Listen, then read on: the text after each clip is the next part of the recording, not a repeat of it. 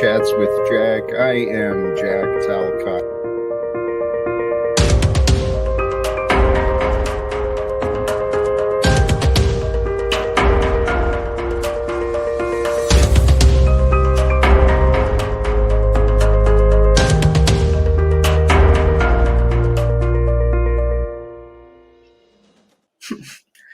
Greetings, brothers and sisters. Welcome back to Chats with Jack. I am Jack Talcott, and if you can't tell, I'm moved to tears, man. Holy cows. I feel so humbled to be a part of this experience. That opening, what moved me, that's the second time I've really watched it. No, I've seen it a few times. But watching it just then, the images I see is community, nature, adventure, life. Life is presented in that opening, and the creativity and the talent that put that together, that's been so generously shared with us, right? Through this stream, this Jack Talcott stream, where the purpose is, the meaning for us, what we're doing is to create a better world, man. Create a better world for us all. That's what we're here to do. And you know what? Here, we'll jump into this part. the thumbnail again. This creativity, man. Oh, let me not be disrespectful. Let me back up for just a moment here.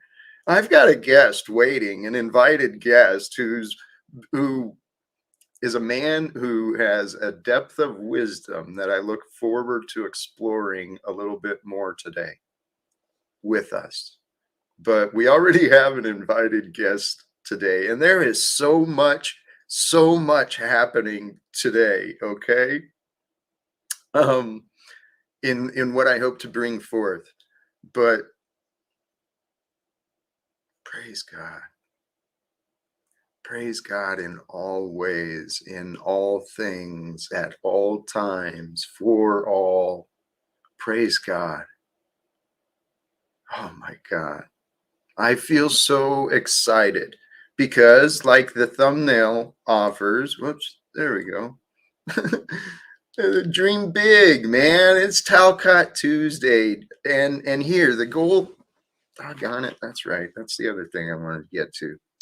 The goal I'm trying to achieve today, so it's out there in the open.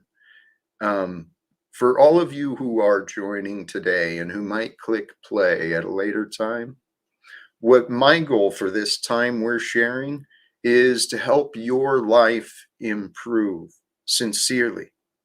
Trust that your life can improve dramatically, spontaneously, immediately, simply by learning something new, something different, a different perspective to consider, new thoughts, new seeds of thought being planted. And that's what this moment is. That's kind of the topic of today, realizing the Christic. We'll get through all of this, but the goal really is to help your life improve. I want to help you have a better idea of how and what to pay more attention to. Some of the things I've been learning for myself, and that are being shared by others, confirming what I've been feeling. We'll get into feelings too in a moment. Oops, doggone it. But really, the Talcott Tuesday, man, dream big. And this thumbnail, I friggin' love it. Chief Executive with Jack Talcott, the Talcott Foundation for World Peace, CEO of the Year. And this is possible. The Foundation for World Peace, if there's not one already, man, it's time. Well, there's plenty of other foundations, you know, maybe that name's probably, well, the Talcott Foundation for World Peace, that's a new one. And I do dream big. And it's simple and it's obvious. When we dream big, guess what? Well, whether you dream big or whether you keep your thoughts limited, more than you know may become realized. It's just the simple truth that is. God is so amazing, so perfect. The way language and words, let's remember, right? We're going to discuss the Christic and presence and love, things like that. Keep in mind that words are tools. Words are indicators. They're pointing towards something more, right? And it's the something more that's important, more important than the words. This is coming smoothly. Because realizing the Christic is simply becoming one with God's presence. And oops, well, now I lost my train of thought there for a moment. I drifted in a different direction. But what I'm offering today, I've been studying communication many different ways. I've been improving in my communication, I feel. And I believe this is part of the divine plan. That's why I'm so humbled today, because there's something greater than us going on that we don't realize. We are a part of something that's pretty big. This time of humanity is pretty important, right? It could go either way, but I refuse to believe that humanity is going to be caught up in these ridiculous wars, and we're going to continue the same path of ridiculous consumption that has been. I refuse to accept the worst, because I know my everyday effort is to get all of us to believe that better is available. Better is right now. We are a part of God's will being shown. It's a matter of us to do what we want, really, with what is brought forth in every single moment. So in studying communication, I heard this from someone else. I don't remember where I found it. I may be misquoting it, but as well as I can remember the quote, God speaks through silence. All else is interpretations. And the quote may have been, all else are poor interpretations, because it's God speaks through silence. Love is beyond words. Though there's a connection to be found there, right? So I was thinking about those thoughts. God speaks through silence, and I have found bliss and peace in the silence that's within me when I let go of the world, right? That's where the divine is found. It's within you right now, in the here and now. Its presence is always there. It's up to us to realize for ourselves, each of us individually. We get to choose. We get to choose what we feel, whether you like it or not. That's true to many different degrees, but let me not try and be, and there's many levels to truth and what is true. Okay, but if you believe you hate, you're gonna feel hate. Just because you feel hate doesn't mean you have to believe in what you feel. You can also feel love. And love and hate cannot be in the same time and space, right? Within you. You can't love and hate at the same time. It's a contradiction. Boy, I got off on that thought. Back to God speaks through silence. It is the truth, right? God is the living truth that is being revealed through us moment by moment. So please, this is why I'm offering to you. Please pay attention to what I'm saying. Try not to be judging and forming opinions too soon, because each moment is brand new. I was thinking about this earlier today regarding communication and silence. We go back and forth between receiver and the offerer, right? Receiving and giving. I don't like giving, offering. So God speaks through silence, right? And love is that which moves us. That love is beyond words, and it's that power. The silent language of God, it's shown to us as now. Every new moment is new to us, right? And that newness is God's goodness being shown. You can call it good or bad. It's a perspective, right? It's an opinion. You get to choose what you think of every single moment that you've ever been.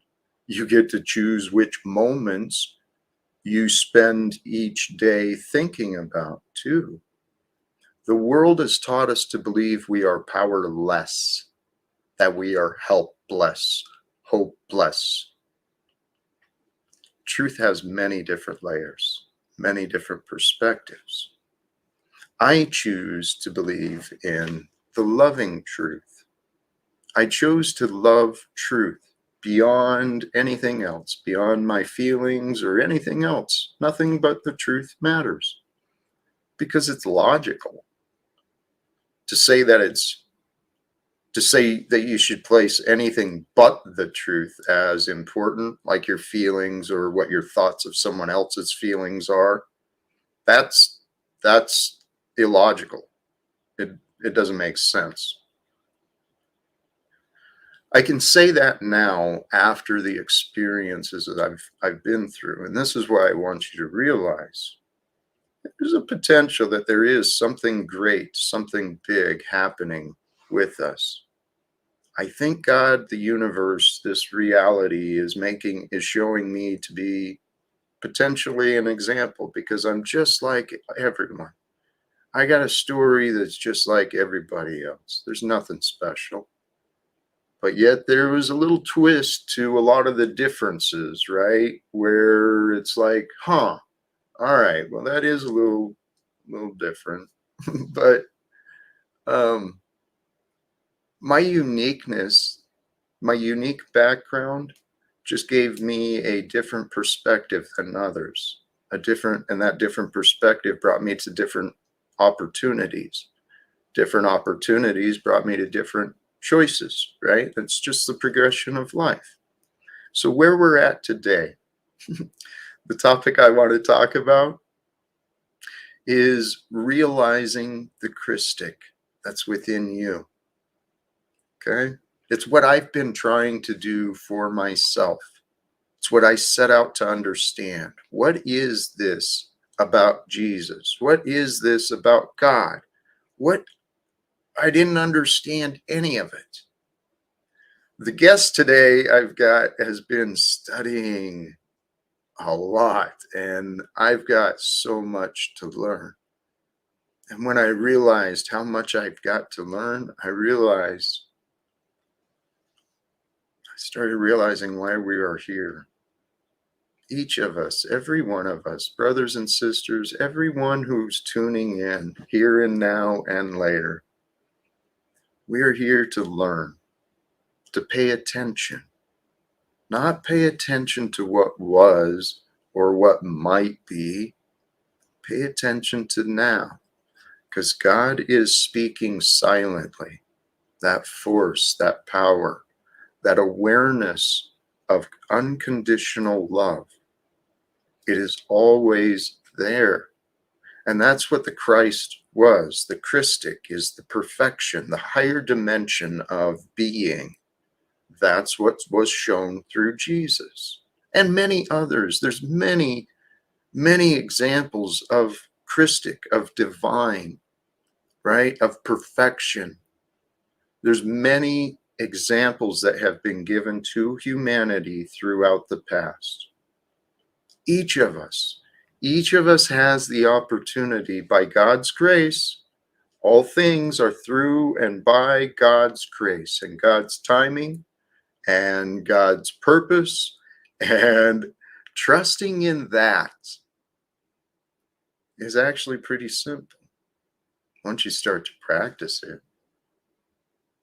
Trust. It's been forgotten because we live in a world that has normalized evil. We live in a world today where we live in the world today, which is the same world, the same world that murdered Jesus 2,000 years ago. And every man and woman we've ever learned about throughout history has been here on this earth with us. How many are alive right now being persecuted in the world? I know there's like Julian, what's his name? That guy, the journalist. You know what? Journalists are becoming around the world.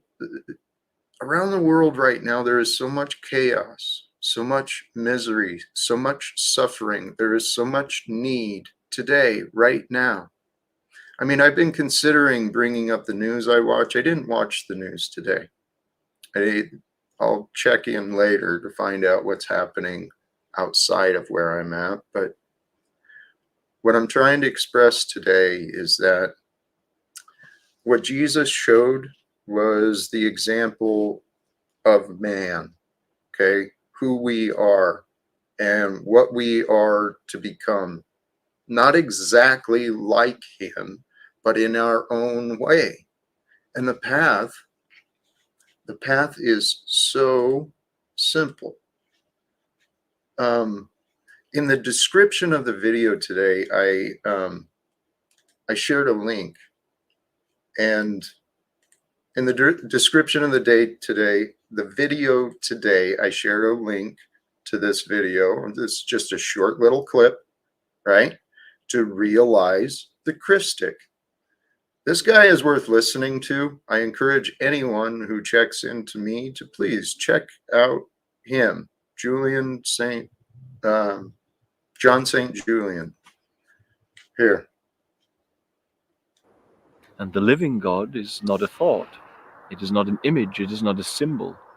It is a vibrant, potent connection of a love that has no condition, here and now. And you cannot describe it. Words fail me. You are lovingly aware of all things and ready for that force of love to determine the direction of your life. And the living. So, oops, I got distracted. Doggone it. Thank you for sharing that. That's exactly who I was looking for. Panel's not open yet. I've got an invited guest patiently waiting in the back, but I really wanted to get through some of these other things because what he's talking about, some of my notes today. Oh, this is a quote from his video. It was just simple. God's truth is so simple. Okay. The true expression of that which is can be easily explained. Now, it's up to each of us to accept the truth that God and the world offers to us. And the truth is offered. It all comes from within, but we get reminders and explanations, and we get a lot of information outside of us. But from his quote, when Christ awakens, self-interest takes a knee. When Christ awakens, self-interest takes a knee. I thought that's so beautiful, man. And if you check him out in the beginning of his video, he shows some reasons I do what I do, right? He's on a different path. He's already created a community that cares for orphans, and he's changing lives and helping the lives of others in need find love. Do you know Anyone listening, there are children, like he points out, there are children who live in lives where they don't know a day with love. They're like in these horrid conditions. And it's really not acceptable, because here, you know what? Praise God. Well, I stand on that. It's not acceptable to me,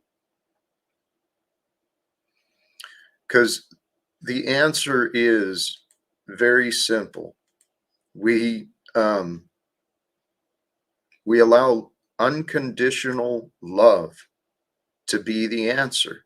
And what he's talking about, I'm going to replay this clip again, but what he's talking about was another idea I had, right? So, built from when Christ awakens, self-interest takes a knee. So, how do you get the Christ to awaken? You untangle from the ideas of God. You get out of the thoughts of God, the image of God that you created for yourself, that you chose to believe in. You let go, you untangle from the ideas of God to settle in, to settle into the presence of God. And when you know that you are in God's presence, you have the choice to be lovingly aware. And that's what he's talking about, okay? When we break free of the image of God, we become lovingly aware of the present, with unconditional love. He goes into depth on this as well, but, even the love we feel for our children, for our mothers, our fathers, the deepest love that can be known, those are examples of the depth of love that is available for every child of God. Every child can be loved. And there is a grown child in every one that can be loved without conditions. It comes through trusting in love. And the living God is not a thought. It is not an image. It is not a symbol. It is a vibrant, potent connection of a love that has no condition, here and now. And you cannot describe it. Words fail me.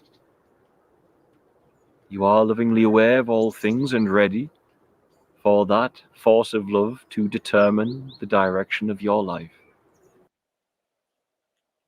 Realizing the Christic, it can start right now. It can become your practice, your intention. It can become your goal if you choose. I'm just offering the ideas. I'm planting seeds of thought. I know the words I'm speaking, while sometimes clumsy, sometimes not clear, I know the words I'm speaking are the truth that I know. And I have no intentions other than to create a better world for us all, for you, for me, and for everyone we know, and for all the people that we don't know. Because that kind of brings up another topic that I do want to get to. And I'm going to this, as I was reviewing the video in the description, right? That last video from the clip. As I was reviewing that, I noticed there was another conversation going on today in the here and now, right? Because life is happening in the here and now. This is where we live.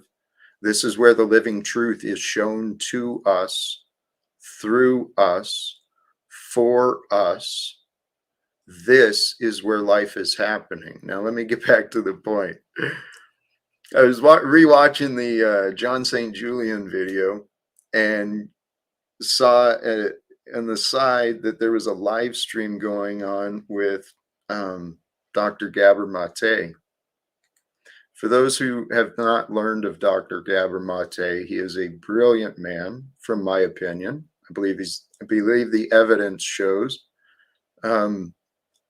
His field, the field he presents that I've found the most admiration for, is his understandings of trauma. This guy is, he's a beautiful example of compassion. And so this live stream today, I've heard Dr. Gabor Mate. I believe, I don't want to misremember, but I believe he is of Jewish descent, and he's been quite vocal about his opposition regarding what's been happening in Palestine. And this is a conversation by some, people who have a little more authenticity than me, talking about peace. And this is what I feel is important.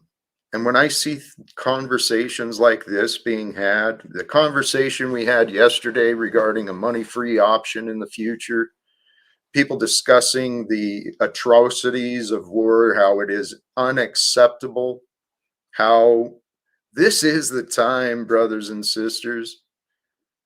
There is, what was the word he offered yesterday? Confluence. There was a confluence of growth that's happening. I mean, in around the world. This is a beautiful time to live. So I listened to less than a minute of this, and I know that I was going to enjoy it, but so you guys have another idea of what's going on. Okay, everyone, thank you so much for joining us today. I'm just going to intro our moderator, Rahel Bayar, before we get started with How Do We Get to Peace, featuring Dr. Gabor Mate and Rabbi David Wolpe. Rahel Bayar is the founder of the Bayar Group, a consultancy that works with institutions across North America on creating safe spaces with a focus on abuse and harassment prevention. She's a former sex crimes and child abuse prosecutor, former managing director of the sexual misconduct division of a large investigative company, and is a sought-after keynote speaker and podcast guest. You can find her on Instagram or LinkedIn under rahel.bayar or on her website, thebayargroup.com. Thank you so much, Ben. I want to welcome everybody here today. I want to set the tone with sharing some parameters for the conversation that we are about to have. Hard conversations can be had with people who have a viscerally different view of something. In this day and age of polarized rhetoric and either-or mentality rife with watching people have an inability to listen and engage feels like it is paramount, and today presents a unique opportunity. Rabbi David Wolpe and Rabbi Gabor Mate appear to have very differing views on Israel and Palestine, and much has been shared by both of them since the. Hey, the reason I really brought that up was her articulation of what she was offering, right? Creating the space for challenging, difficult dialogues to be had appears to be what her accreditation is. And then there's a reason. Oh, the way she describes the state of what's become. If you look at the world today in many different ways, great example is what's been happening on these YouTube open panel streams. People are so quick to disagree, so quick to waste time on things that really don't have relevance or importance, and it's just fascinating. But this is the state of the world and where we're at. So someone asked again if I was going to help us realize the Christic. I don't know who that was asked to, but that is my purpose, is to help us all realize the Christic. And the Christic is the loving awareness that is present. It's being lovingly aware in the present and allowing love to guide your next choices. It can start right now. Every single one of us has the capacity to overcome our impulses, our urges for anger and lust. We've got the capacity within ourselves to become more pure. It's our choice. We get to choose how we live. That's how friggin' amazing God is. How friggin' amazing is it that God allows us to live however we want and learn whatever we want and do whatever we want while we're here? There was something else going on that I wanted to get to, but I want to be respectful, and our guest has already been waiting patiently. Um, just quickly, well, yeah, I did try introducing myself to the new mayor in my town, just kind of an update locally, but I'm gonna figure out how to create that thumbnail today into reality. Foundation of Peace. And actually, here's a man I know through social media. Through the blessings of social media, I've been able to meet and I've had conversations periodically with this man. And I know him to be a depth of wisdom, man of incredible devotion, dedication to faith and to knowing. So, with that, I'm going to welcome brother Josiah Haltom, right? That's right. Yeah, hi. Thanks, Jack. Man, what you're saying is everyone knows that the light of the Messiah is shining on the whole world right now. Like this, the the book you see me share often, the Zohar, it says that in the year 2020, the world will be divided into blessing and woe.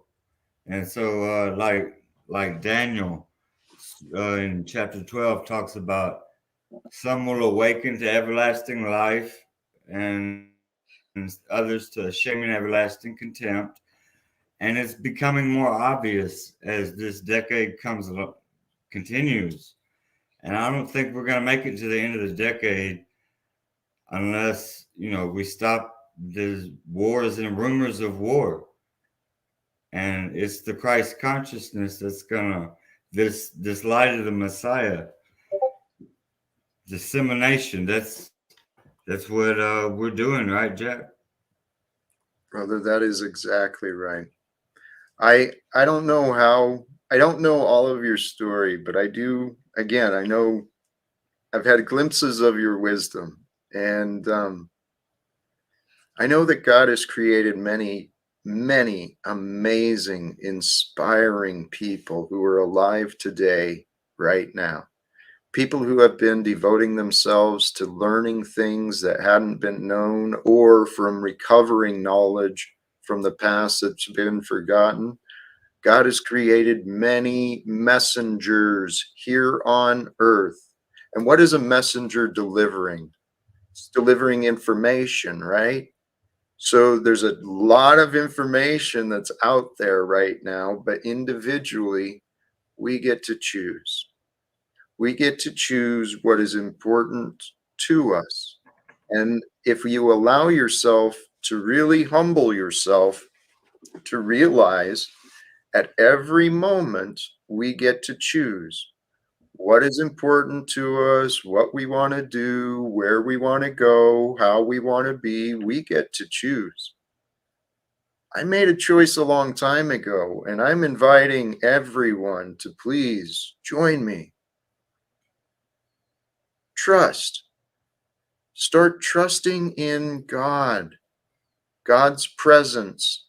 Allow the love of God to fill you. Allow your mind to know the love of God surrounds you, because that's what's true. That's what all the mystics of the past were teaching. And so here, I admit humbly, I've been honest about my mistakes, and I continually keep trying to improve. But brothers and sisters, I invite you to consider the goal for yourself. Try to realize the Christ within you. It's there waiting for us to seek, to know. It's just logical, and it's truthful from my experience. From my at least, you know what? These are conclusions I've spent time really considering. And what I've come to know is how to trust the inner feelings, right? The energies that the divine has placed within me. Those energies within me tell me who I am, what I'm doing. Tell me how I'm doing, maybe. Let me shut up for a minute. Josiah, please. What do you want to get into, Jack. brother? Man, you were talking about goals, and I wanted to comment about what do you believe appears when you have a goal? Is it the desire for the goal or the fulfillment of the desire? Which one would have to? Okay, so the answer, I'm trying to, the fulfillment appears before the desire is ever formed. And so that's the light, the fulfillment is the light of the Messiah. Like this is the what we're chasing is our pleasure, you know. The light hides, and it hides in not the most obvious place. But let me rein myself back down and say that the light of Messiah, Jack, help me, man. What did I say? I'm sorry, man. Let me Brother, admittedly, I was trying to drop in the chat. I was halfway listening, hoping to reconnect to your thought as well. Yeah, I lost I went off on but those angels, they appear to us like we've all turned around and we see a stranger, and you know they're there 1 minute and then they're not there the next, and they just came to deliver the message. That's kind of like me. The light of the Messiah is burning away our desire to receive, and it's turning it into the desire to give, to share, to offer, like you said, Jack. And that's the big picture. I've got a website that I share these tools that are actual like spiritual nano robots in the Hebrew letters, like the 72 names of God, and the Zohar is this is the blueprint of the universe. Like it's available. Check this out. Can I present? This is it okay? Yeah. Share screen. Great. So Well, wait. I don't have it. oh no. Yeah, I'm- there oh, it is. There we go. yeah, right. So check this out. This book is like it's not even a book. I mean, when I say book, it's an encyclopedia, you know, but it's a monolith, which the more we connect to it, the more harmonious the frequency that it emits. It's like a force field, guys. And I get my Zohar at the Kabbalah Center. It's the Holy Grail. And if you want to look at my website, the 2020 perfectvision.org, and I've got like lots of PDF energies like this one to arouse the energy of soulmates. And I'm sorry, but there's so much information on this website. I would actually, the accounts are free, and you can search keywords, and other people can upload their relevant social change information. Your light, you have something to share, something to upload. It's in the activity page, which you go here to the home screen, and right there's activity. It's kind of hard to find. I need it right there, buddy. Yeah, and but I just wanted to. I can't give us our class on Jack's stream right here, but I just wanted to be able to share that because this is really Daniel wrote about it in the Holy Bible the book that will be concealed to the end of days, and then knowledge would increase when it's revealed. Well, this book is translated into English 100 years ago, when all the technology and stuff starts to be advanced. So yeah, that's what I have to present here. There's lots of stuff on this. To rein it back down, we're gonna have to stop this.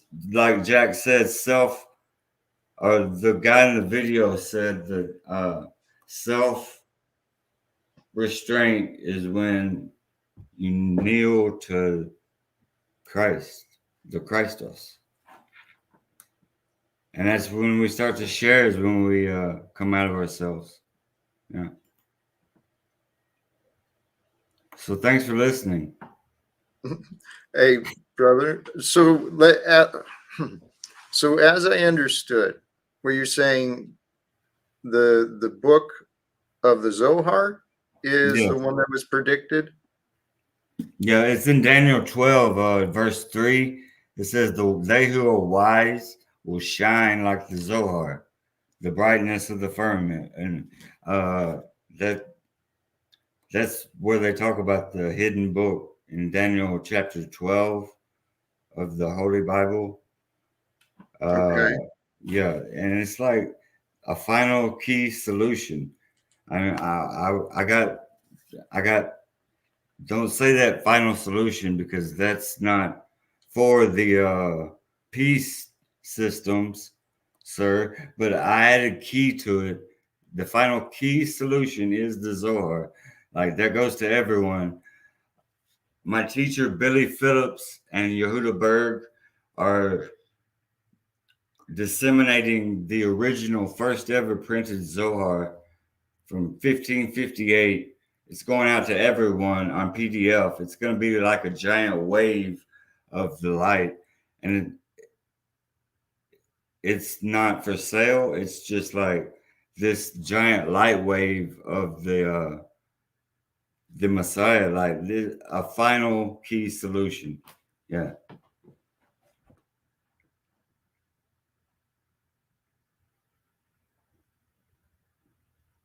On it. Sorry. I'm not certain I understood you completely, admittedly. I'm not paying as close attention to you as I could be, just to be honest, right? But I'm interested in learning more about what you're saying.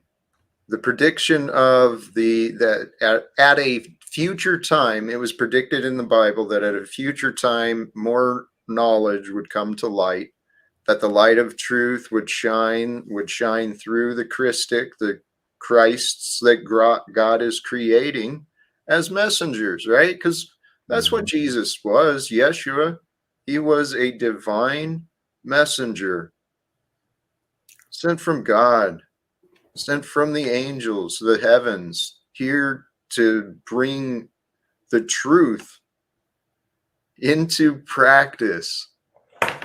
Holy cows. Bro, I want to share something that's going to blow your mind. Like, the author of this book, the Zohar, it was written 2,000 years ago. Okay, same generation, by the way, that the mixed multitude is attempting to erase that from our consciousness ever since. And Rabbi Shimon Bar Yochai, that's his name. So his Rashbi, the Apostle Peter of Christ, like, Christ didn't write anything down. Rabbi Shimon didn't write anything down. Rabbi Shimon's son or his friends, they had like 10 friends. It's a deep story, but the Apostle Peter is Shimon, Simon Peter, Shimon Bar Yochai. And when the truth comes out about like the Messiah and all these lies about Jesus are removed, that's what this book does, man. It tells, like, It shines the pure light of the Creator from Christos, from this, the Passion of the Christ.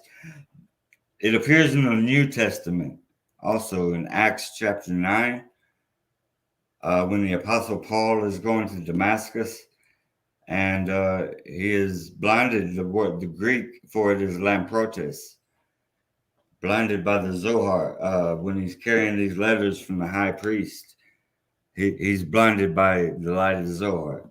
And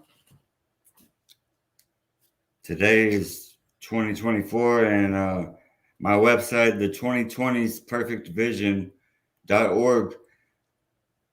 By the end of this decade, we're going to have to declare world peace and jubilee. That's the only, or we'll be destroyed by war. That's it. Brother, that's what I'm sharing too. So let me just get this clear. This book, the Zohar, and by the way, I didn't mention it to you, Josiah. I have dropped the link and have invited those who may want to join into the conversation. We've got already a guest, another man I truly admire his depth of wisdom as well. He's very well studied, and I think this is going to flow beautifully into these conversations. But this, you took it away. I was going to bring that back up again, your link, because the book you keep holding up, you said that's available PDF on your website. Is that right? Meaning of it, it's like a encyclopedia, like 23 volumes. But I share some of my crops, my favorite passages from Zohar.com, where you can read the whole thing. All right. Well, now he's running away. I was going to bring Machine Lies up, but okay. So the book you're referring to, though, is the Zohar, right? That's right. And that was 2,000 years ago. It was written around the time of the Christ, or it's always been here, like as a light, as the oral tradition, but they wrote it on paper with like papyrus. That generation of Rabbi Shimon, Rabbi Akiva, Christ, and Rabbi Abba, the friends, the Kabbalists. It's the pure light of heaven that is revealed in the Bible. You just have to crack the Bible open until to get this, radiance. That's what it means, radiance, splendor. beautiful. I believe the mind is a path that God's created us, right? This mind we've got, this body we've got, the technology of who we are physically, it's divinely created, right? It's obvious, and it's created with perfection.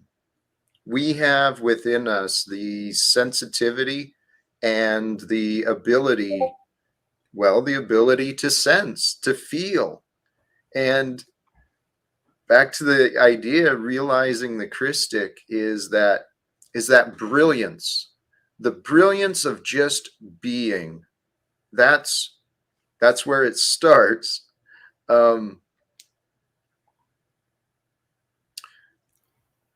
It's allowing the truth, the living truth of who we are, allowing ourselves to authentically shine.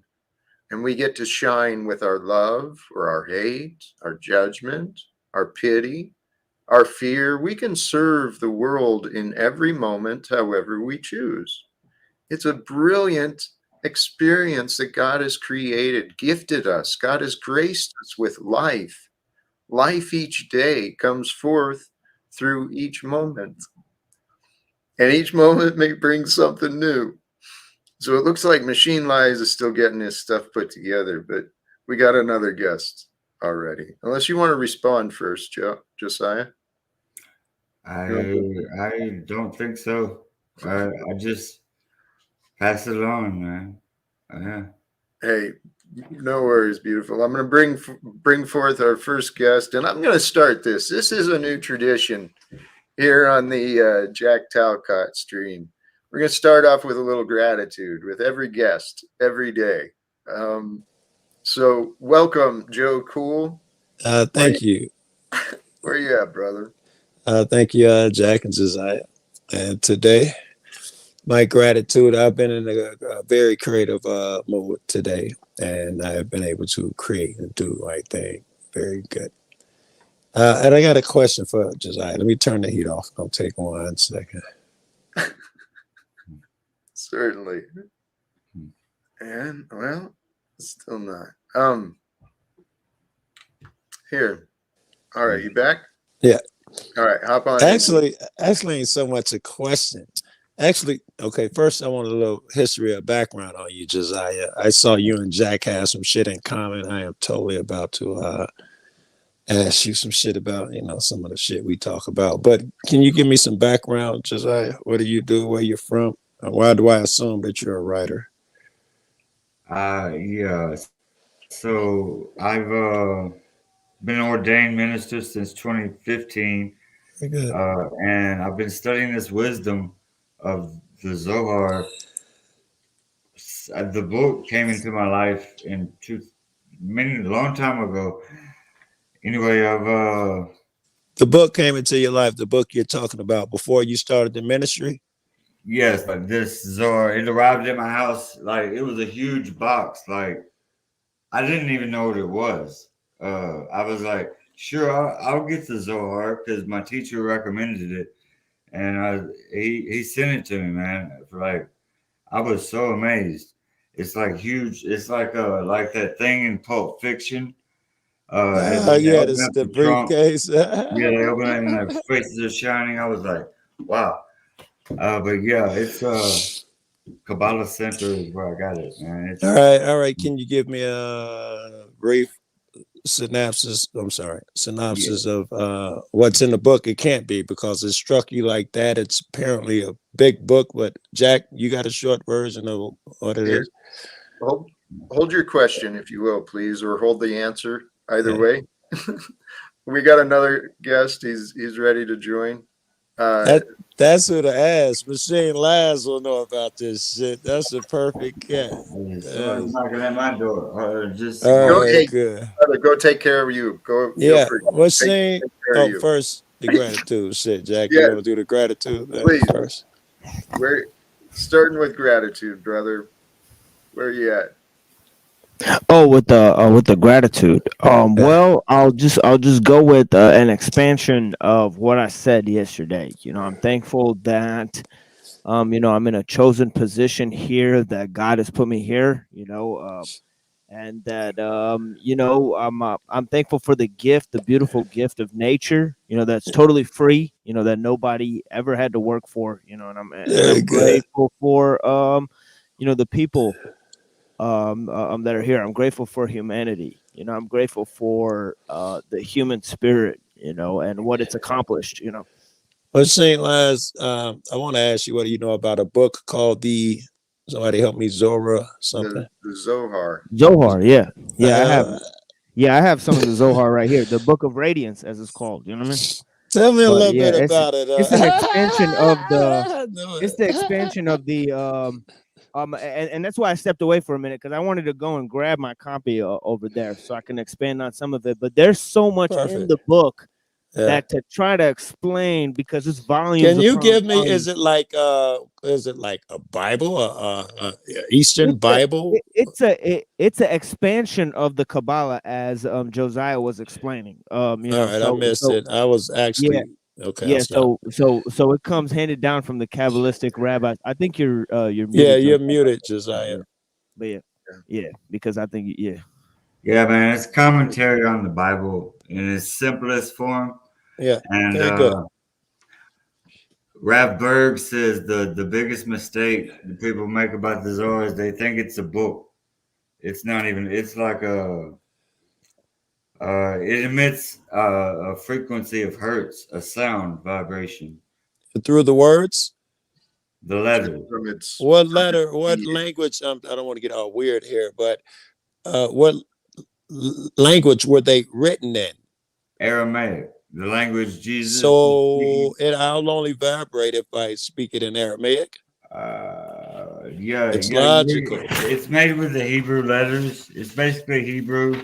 Yeah, what Like this is my daughter's Hebrew with you vowels. you get where I'm going with this, right? If you're telling me if you speak it, the words, the tones that are formed from the words make you achieve a certain vibration. It seems like I'm damned and doomed now because I'd had to learn Hebrew and Aramaic. Well, It no, happens here. above logic, beyond logic. It's not. I dig it. I dig it. I'm not. I could take beyond logic. I'm okay with that. How about this concept? And I'm not sure I understand exactly what he's saying, but if it's that bountiful from the wisdom of God, just in its nature of being, it's going Yeah. to have an energy that will bring forth change. I'm gonna assume that machine lies is going to, not directly, but he is going to tell us or show us that the words that's in there cause you to have that vibration when you understand the words. He's not thinking that, but I think that's what his conversation is. Well, 5-10 minutes. Machine lies. let's see where we go. Well, Please. well, it's interesting because you know, in the you know, Zohar, I guess what a lot of the mystical notions that we've become accustomed to, you know, hearing all the time, they actually emanate from the Zohar. For example, the difference between the spirit and the soul. You know, it says that once the soul becomes refined, it becomes the throne of the thing, which is the spirit. So it makes a distinguishing factor. Jack, you're muted. Oh, he's talking to somebody else. Yeah, sorry. No, I was processing your words. When the Oh, soul becomes refined, it becomes the throne of the spirit. yes, yes. So it makes a distinguishing thing, and it does this linguistically speaking, because it refers to the soul, as the nafish, you know, or as the self, and it refers to the spirit as something that's handed down down through God.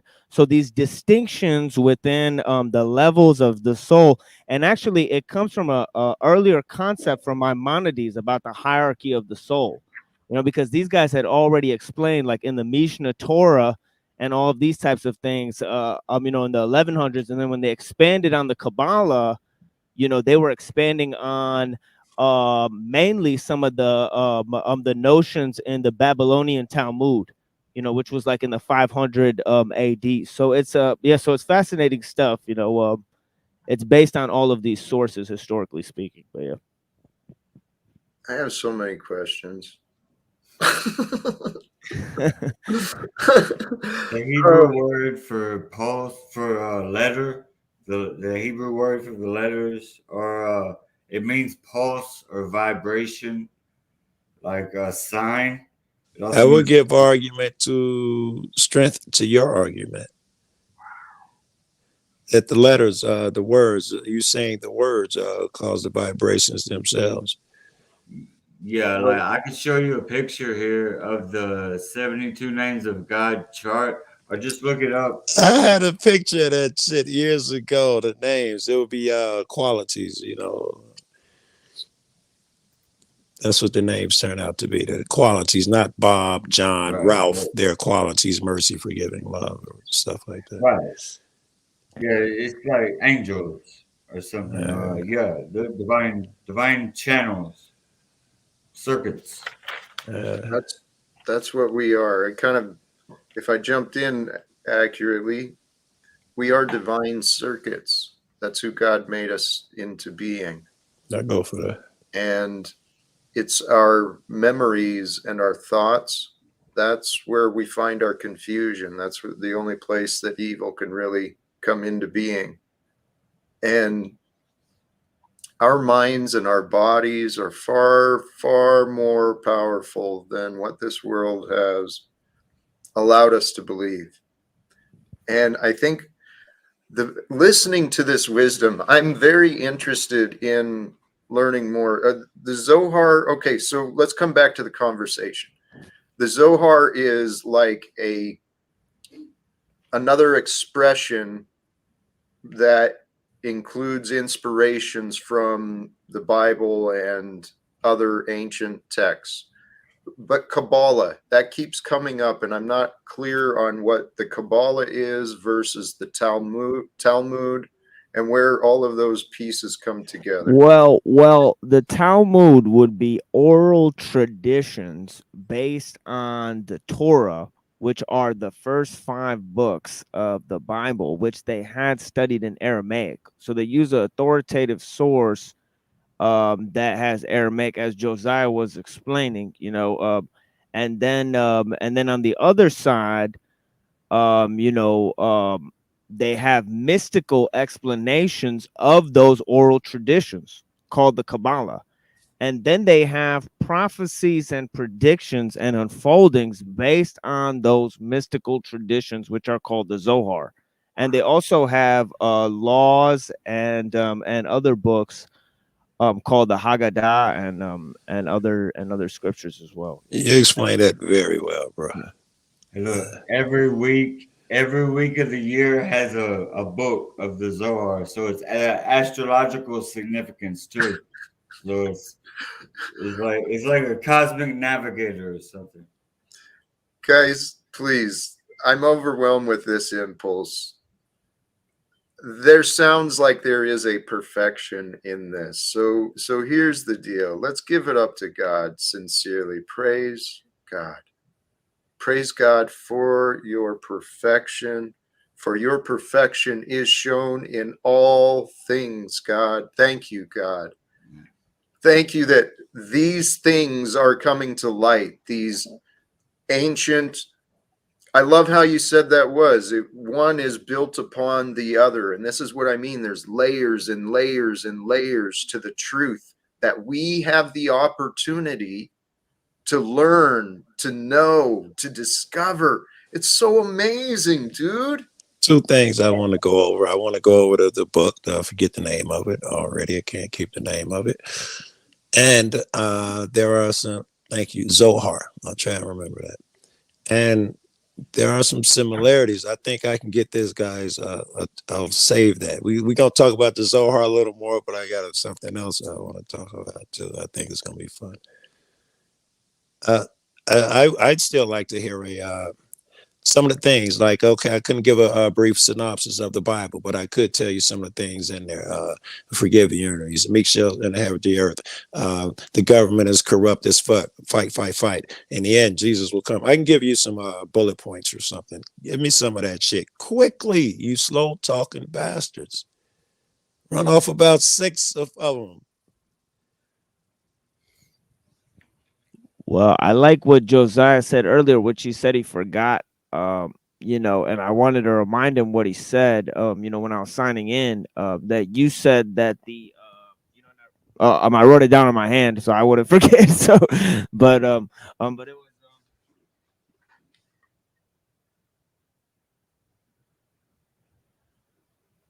fulfillment of, Was he going out or is that me? We The couldn't hear. fulfillment of desire appears before the desire itself is formulated. Like the answer is there before the question is even asked. Yeah, the That's fulfillment of the desires is there before the desires, and then you said the fulfillment was the promise of the Lord, or something like that. the light. So I The thought, light. I thought that That's was a dope. very potent, I thought that was a That's very dope. potent thought, and so Thank you had that Thank you for very, that up. very Christic in my opinion. That kind of explains a lot of the, because it's like getting what you want.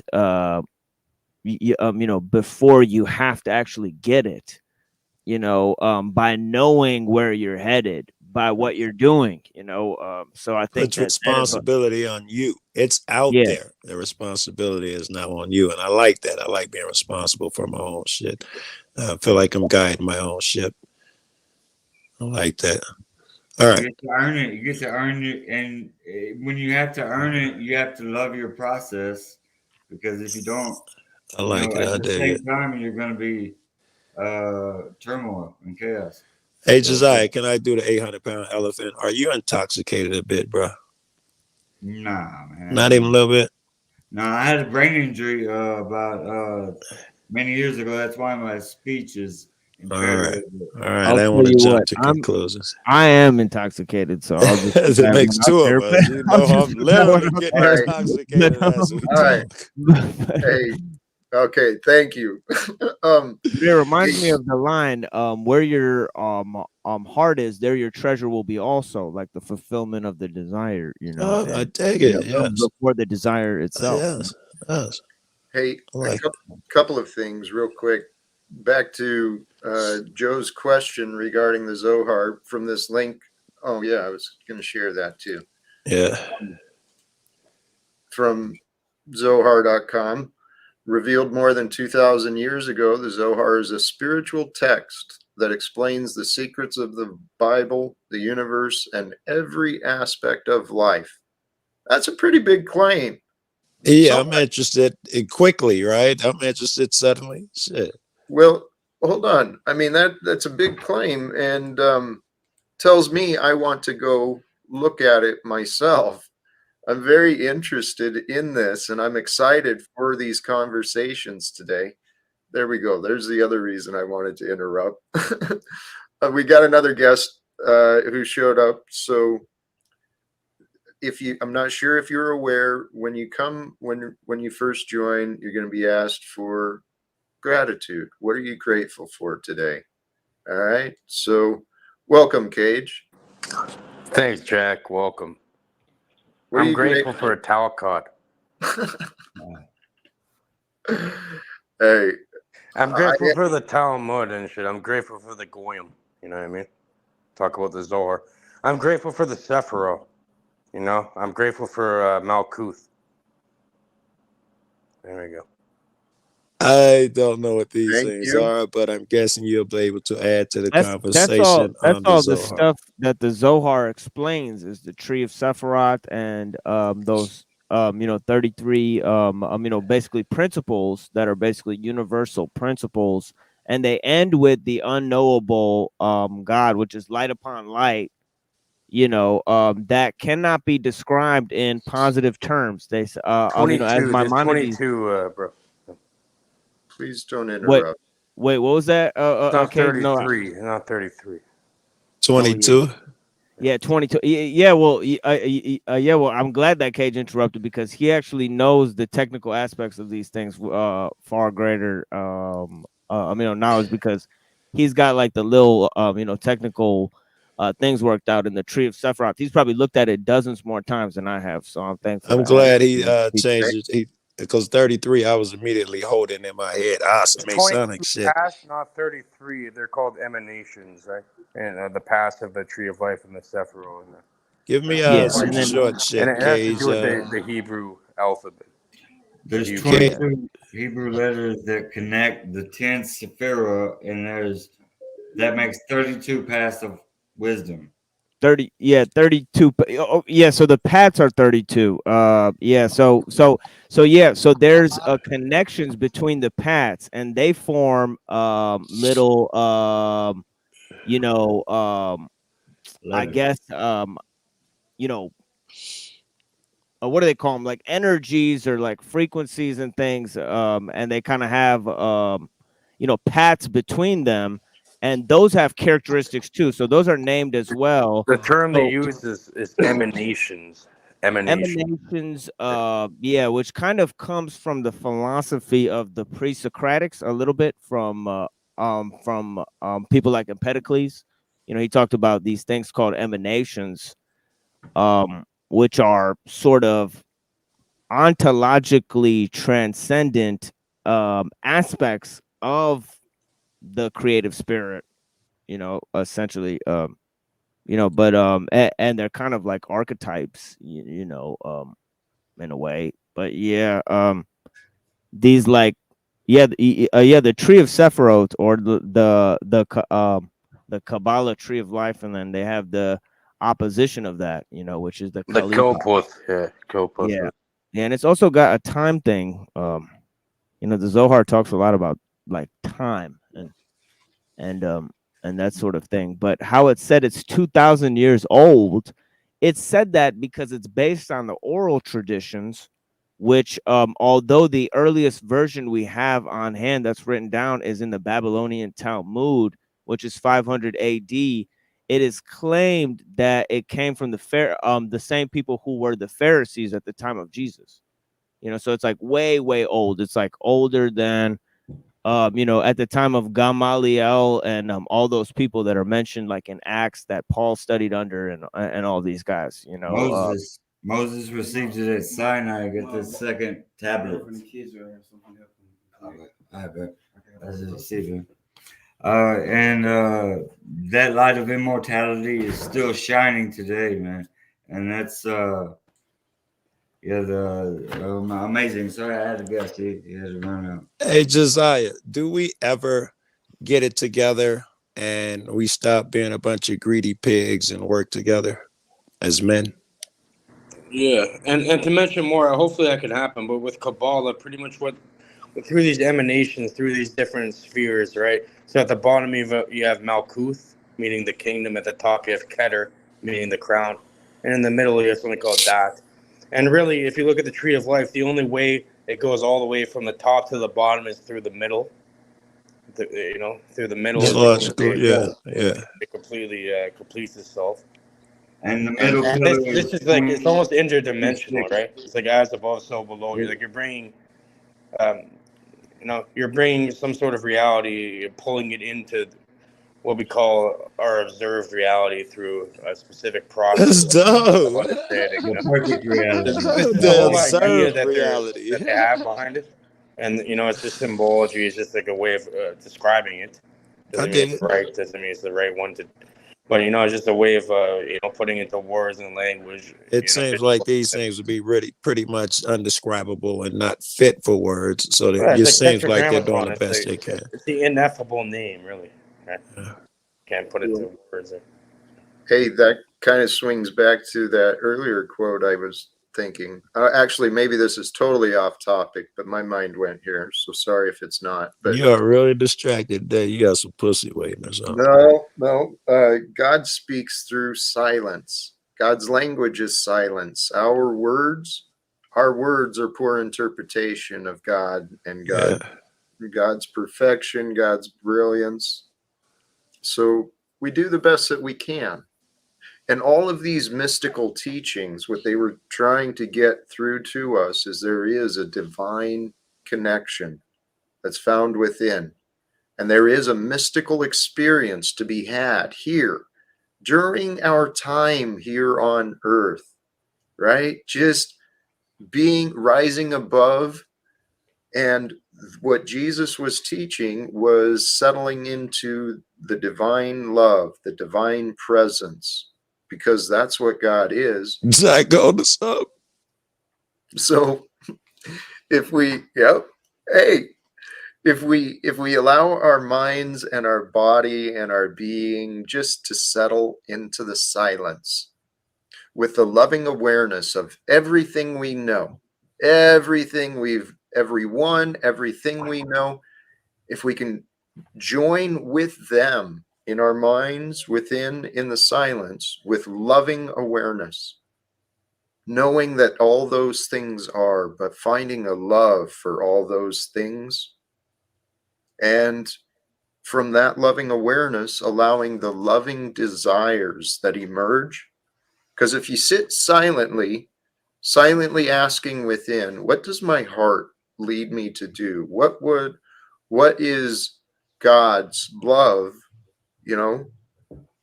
Where am I being pulled to do good? I think I sit silent, and I think you don't really have to do a thing. They come to you. If you achieve that silence part, you don't have to struggle anymore. They come to you. The things come to you. And then keep shut silent. Don't start thinking about them. Keep the fuck silent and just listen. And each moment Each moment brings us new opportunities. It's so amazing. This life we've been given, guys, the collective, and each of us probably in the past in different ways, we've been living wrong, you know? Yeah, I Because shouldn't have been. Oh, all right. here's Having- something. Oh, yeah, go ahead, Joe. No, Go I ahead. was just gonna say a stupid joke. Or I shouldn't have been having sex with those dudes. I Oh, was just gonna yeah. say something stupid. Dang, I was going to refer to that video in the description for some reason. My Something he bad. was talking about. Well, it's You are distracted today, man. I you noticed that interrupt when me, you and man. Josiah were when you and Josiah were talking, he kept doing stuff. You was like, you know what? I was kind of, my bad. Hey, Joe, you don't have to bring up Talcott's military days, okay? That's in the past, man. That's right. Um, It's just out of concern, Cage. You know that shit. I want to figure out why, but I'll try and leave it alone. this is what I wanted to remember is I'm trolling a little bit. I know. we get to believe in love or hate. We get to choose, right? And we get to choose who we deny our love to. We get to be right? Oh no, kind of sort of. So, well, Are we have your free actions will. based on your emotions, Jack? That's just it. We have the free will, and that's where each of us, yes, our actions, well, no, No, some I'm of our asking about actions you. contradict. Are your actions based off your emotion? I'd say no. Just be honest. I think they might be, Jack. Check it out. Why would you say that? We're just chasing It's a natural human thing. Yeah. It's not maximum pleasure. It's minimum pain. And if it's not that, it's an act of free will. Because Say that again from the beginning, Josiah. Something about him. Say it from the beginning. We're seeking maximum pleasure or minimum pain. We're seeking maximum pleasure or minimum pain. And if it's not that, then it's free will, and it's something beyond. Because the desire. Yeah, you saying maximum pleasure is not? If I'm seeking that is not free will. If you're seeking maximum pleasure, that's natural. That every nature does, man. Yeah, and so you get what I'm saying. I got lost my own thought. I like it. Wait, hold on just a moment. We got another guest, and I'm going to take a chance.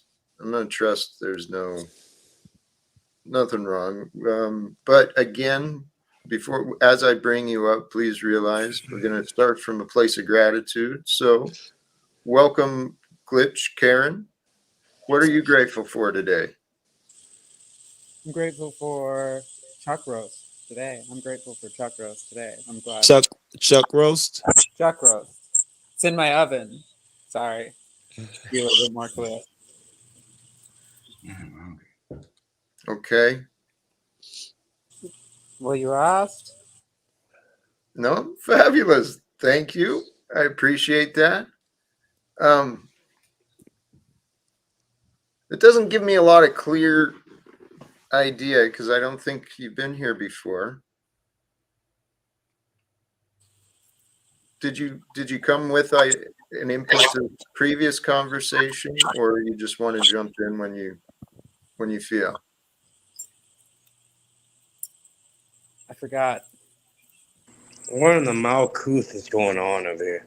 Well, I'm wondering if this is someone who's just entertaining themselves and is really just trying to be an interruption, or if they're here to cooperate and support what I'm trying to do. Well, right now I'm speaking when I'm being spoken to, so it's hard to imagine me being a disruptor at the current moment. Did you hear any of the previous conversation before you got here? A little bit, but I was bouncing in between StreamYards and then my phone. So yeah. So there's unity for all, and there's unity for just a few people, just some. So these are parallel universes, and we all, like Jack said, we all get to choose. There's the path of, this is good for everything. And there's the path of, well, this is not so good. For some people, like that's the state of the world, inequality and stuff. That's not real though. That's not real life. Guys, we gotta connect to reality. The tree of life reality is like we were talking earlier, the central pillar. Yeah, and the two pillars, they're the pillar of severity and the pillar of mercy. Ooh. Yeah, and the central is, it's like you bring together water and fire, and they don't cancel each other Severity and mercy, and that. You know. because the pot heats it up. Here, the message of all of these, I'm assuming, is unity. Machine Lies, were you going to jump in there? Yeah, that's actually trips me out because I was just gonna say something about unity. So it's actually Please. weird because I was gonna talk about that message in the gospel, especially the one that says, "I came not to bring peace but a sword." But then he follows it up and he says, I'm a sword to cleave, mother from father, Yes. mother-in-law from daughter-in-law, and like all of the he talks about all of these divisions we Detroit have in the family. world. I'm sorry, Cage. What was that?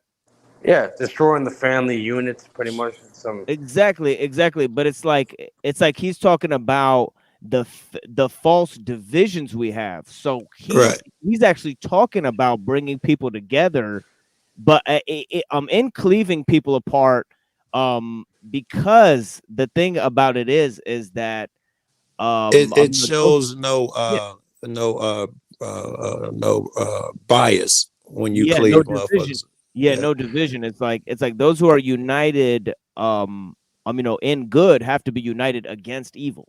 Essentially that's the message. Yeah. That's the sword. The family shit is secondary. We're united because of our suffering. The reason we suffer is the reason we seek others. I mean, the reason others suffer is the reason they need us. And those very good. What's the language? My children suffer due to lack of wisdom, lack of knowledge, something like that. People will perish because of a lack of knowledge. Yes, and that's why we've got to become humble individually, each of us. Life will bring us to our knees, and I tell you what, I'm confident the reason God allows that to happen is so we become humbled. We stop becoming so arrogant and afraid and angry, and we start uniting with the divine presence that brings forth life. Yeah, that divine presence is with us at every moment of every day, and we choose what we show. It's the lack of wisdom, though, right? We've got to embrace our humility so that we don't run around so arrogant with these ideas of I know better, I know more, right? We've been conditioned. The world today has been conditioned. Competition and war, and that shit's got to end. It is. Wait. I'm not so sure about that argument.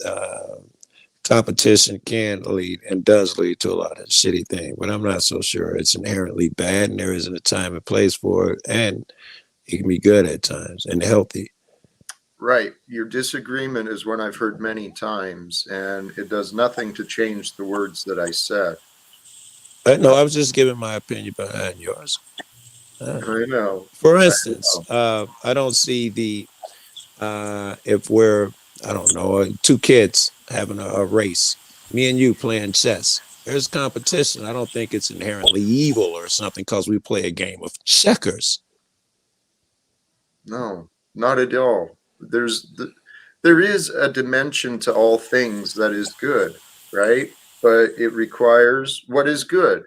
What is good for one is not necessarily good for another. What is good today is not necessarily good in the future. That's why that's why I said there's a place for competition. Sometimes it's time for it, and sometimes there's not. I agree with you guys, but Jack, remember what you were saying before, right? The only reason why is there's some sort of power differential in this world is because of You know, the because of wisdom, right? Knowledge being kept away from people, and that. And yeah, you can go look into the Zohar, the Talmud, and that. Look into the Kabbalah. And you can see, you know, the powers that Hey, be. This is what their ideology hey, is, what they believe in. So you might as well learn, you know, what they're trying to implement on people. That's the yes, only way you're going to be able to counteract it, you know. yep. So And I'm sorry to interrupt. I felt an urge to do so because and glitch, Karen, I keep Yeah, your muting you. background You're glitch. coming what's through the with a background fucking noise lot there? of noise. I wanted to recognize I saw Josiah. You've got to step out. We've been kind of putting him in the background for a little bit, but Josiah, thank you sincerely for joining. I appreciate your time, attention. It was a spontaneous invitation. We didn't really get too much into some of his stuff, but We missed an I opportunity too, appreciate it. Jack. He would have had great arguments for that world that you envision. I was going to try to get him over there. Joe, you know the other way. Okay. His purpose, the 20, as I understand, the Yeah. idea of the Jubilee is freedom.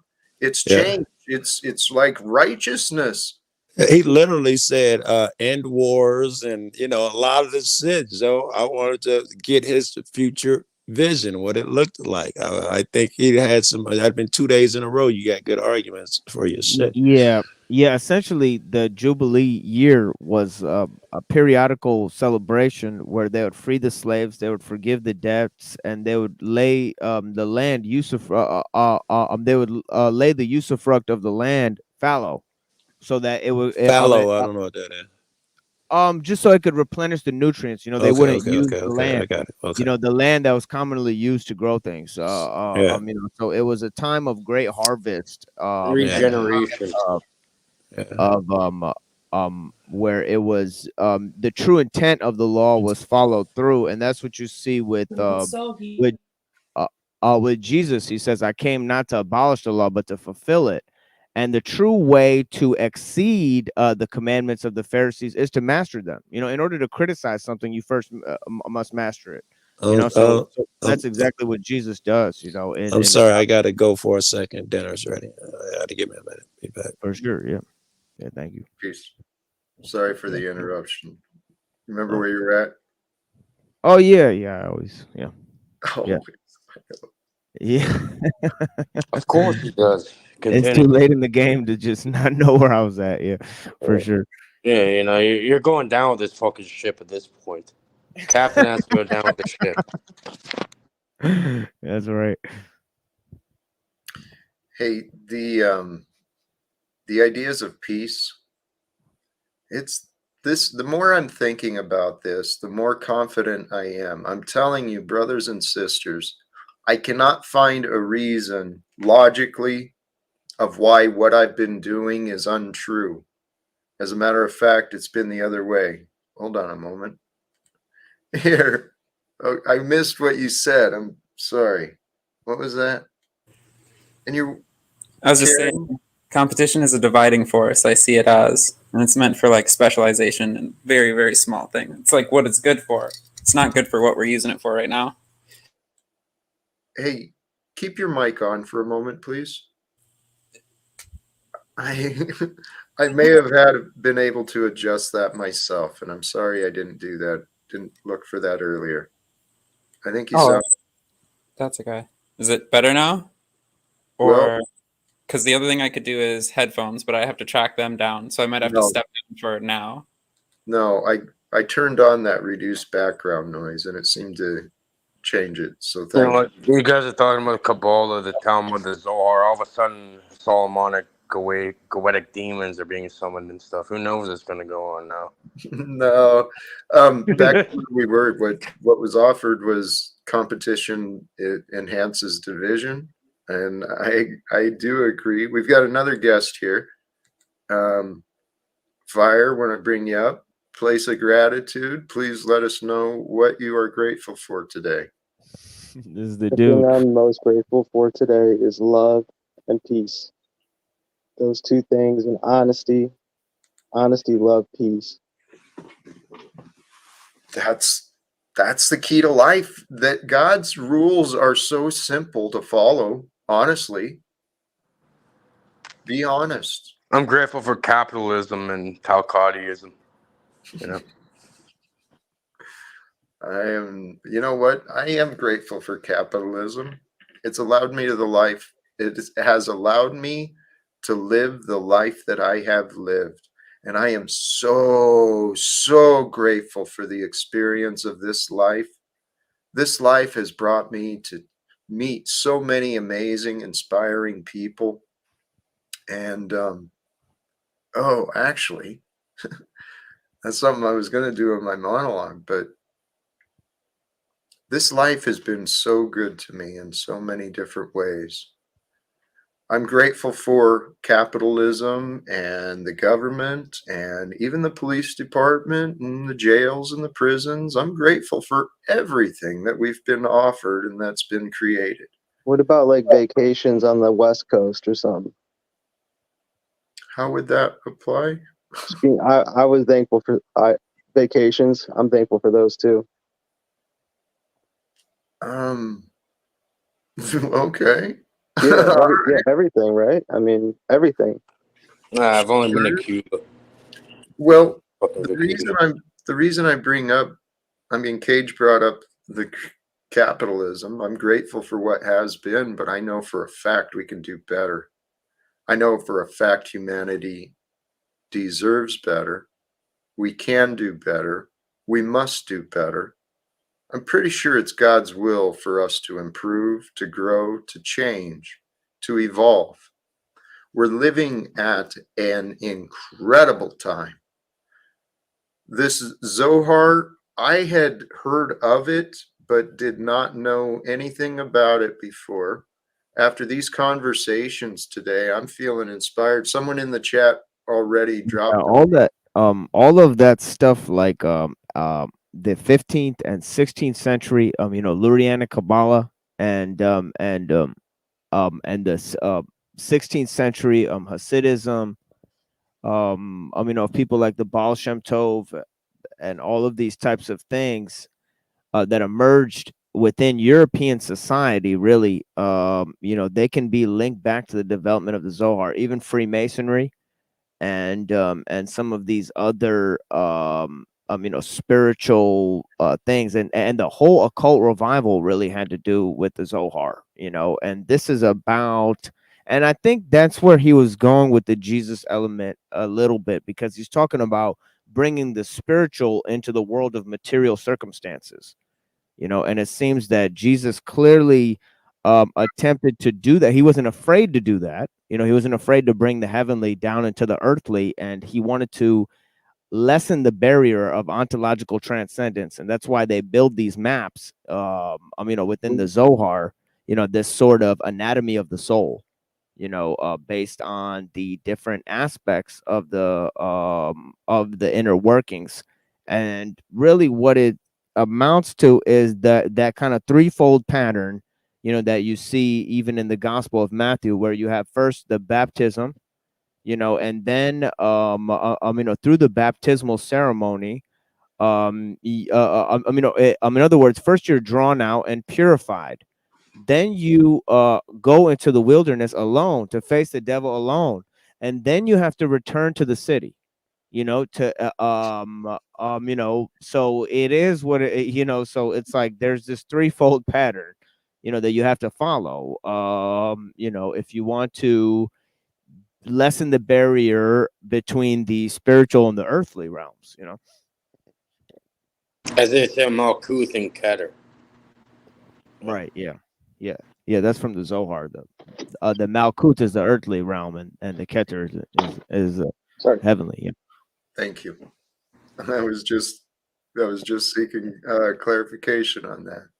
We are here to bring the heavenly through the material, to unite, perhaps, and that's what those teachings are. So, Machine Lies, you mentioned the Kabbalic wisdom from the 11th century. I don't understand the timeline. I thought I understood. I mean, I looked into various religions, philosophies, and I thought I had a timeline of their growth, But there Well, are there is no religion that doesn't start at the beginning. So if you're thinking in religious terms, you're thinking of cosmology, because religions come,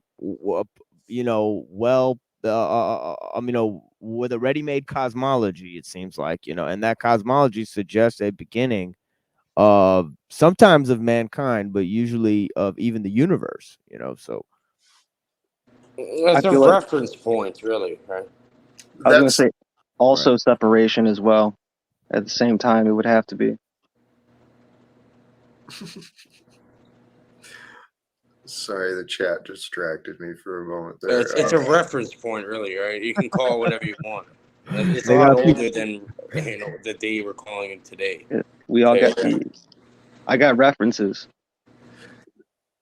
That's what I was wondering, is kind of a reference point for the evolution of some of these philosophies. Because from my understanding, Hinduism is one of the oldest, but maybe not. I don't know. There seems to be there's some mystical knowledge that has, well, the knowledge is likely eternal, right? That's the point. Well, really, a lot of this came from the studies of the Zohar themselves, because when they combined the Zohar with other traditions, as in Freemasonry, they said that it came from Egypt, this ancient knowledge, because they said it had to have come before Moses, so The they wanted. Kemetic. Yeah, the Kemetic, which they thought was the source of the Hermetic doctrine itself. So they thought Hermetic doctrines of Hermes Trismegistus were actually before Moses, so they were older than Moses. Well, And that then, makes sense, right? Because the Hermetic is just Kemetic with a little Greek spin on it. You know how the In my Greek mind, I just think like could be, Yep. could be. Yeah, I discussed that a little bit on my show, about the influence of Egypt on Plato, especially. But the thing about it is that there's also this relationship, in terms of you know India, because in the theosophical tradition, they actually, people like Swedenborg and Helena Blavatsky, she used the Yes. Aryans. So she said that these traditions actually came from India. You know, so Vedic. yeah, yeah. So she actually put it on the Vedic tradition instead of the Egyptians. And she claimed that the Vedic traditions were older than the Egyptian traditions. Yeah, Blavatsky. She has a great book called The Secret Doctrine. I've covered it before. Yeah. And in that book, The Secret Doctrine, she talks a lot about the Zohar, so like she's like clearly like read over those things, so these things like the Theosophical Society and the Freemasons, just to reiterate, they were heavily influenced by things in the Zohar, because during the same time in Europe, they were having the Protestant Reformation. So they followed a commandment through that called sola scriptura, in which they had to decode the Bible, and they said the church's interpretation and reading of the Bible must not be correct. So they asked for the mystical interpretation of the Jews, and of course the Jews were already in Europe at the time, like I stated earlier. So they took some of the mystical interpretations of the Jews, in order to outline some of the views of the Bible in this doctrine of sola scriptura. So some of this history, I talk about in different Thank you, Snafu. things I've released. Snapu's got a picture of me now. It gets deep, and I think what it shows is there's a structure to reality, some sort of an algorithm, and all this stuff is just repackaged for modern day, for the people, for their their environment. But there's an underlying truth behind everything.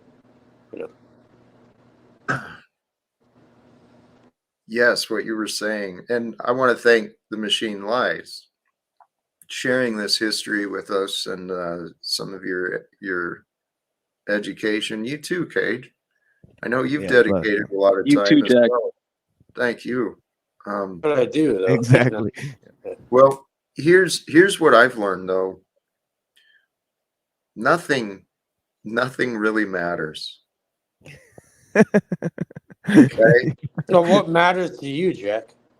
Well, all that matters will be shown. It'll be shown to me in the present. How does that process happen? Is it from what really matters to you? You know. What is shown will be. This is what realizing the Christic is having faith in the divine spirit and guidance that's within, and the divine intelligence that reveals the results of everything. Because that's what the creator is, man. It is so.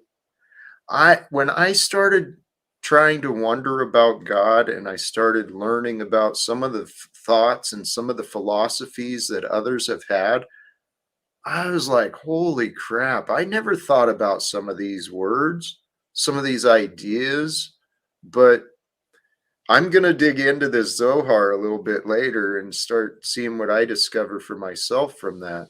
Yeah, in the Jack 18th, should have become a Kabbalist now. Oh no.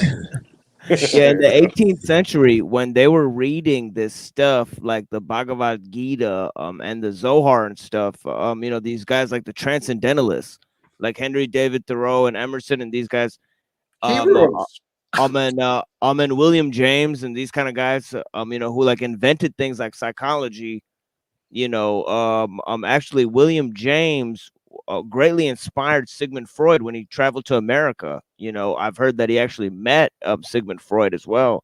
You know, you know, if you read the writings of William James, even in a paper like Will to Believe, he quotes extensively the writings of Vivekananda and the Advaita Vedanta, and all this type of stuff. So, I mean, imagine just like really you know, American writers, you know, truly American. I mean, they're known as really just like the greatest masters we have. I mean, we don't have. I mean, you know, what do we got? We got like, you know, Edgar Allan Poe and stuff like that. I mean, we don't have a very great literary tradition, but these guys are highly prized. You know, people like And before you leave where you were Thoreau. going, you were about to say that these people, these great American writers, of which I agree there are a few, were all into the, I don't want to put a name on it, transcendental, whatever. They were into the transcendental philosophy of the Zohar and the Bhagavad Gita, and they actually quoted those things. Okay. So you know, so they quoted it directly in their writings. You know, so it's actually fascinating that people in America in the 1800s, you know, were like the intellectuals. You know, they were like reading because of Freemasonry and the Zohar. They were reading like you know, Hindu scriptures and stuff. Even though you think in the 1800s, like nobody in America was reading like Hindu scriptures and like Jewish mysticism in the 1800s, but that was widespread. You know, there was a spiritual revival that was a response to the Enlightenment. You know, in the 1800s, and they were actually turning against what they saw at the time as scientism. You know, of the Enlightenment. You know, and that's why they had this. Yeah, they had this explosion of you know, occultism and art.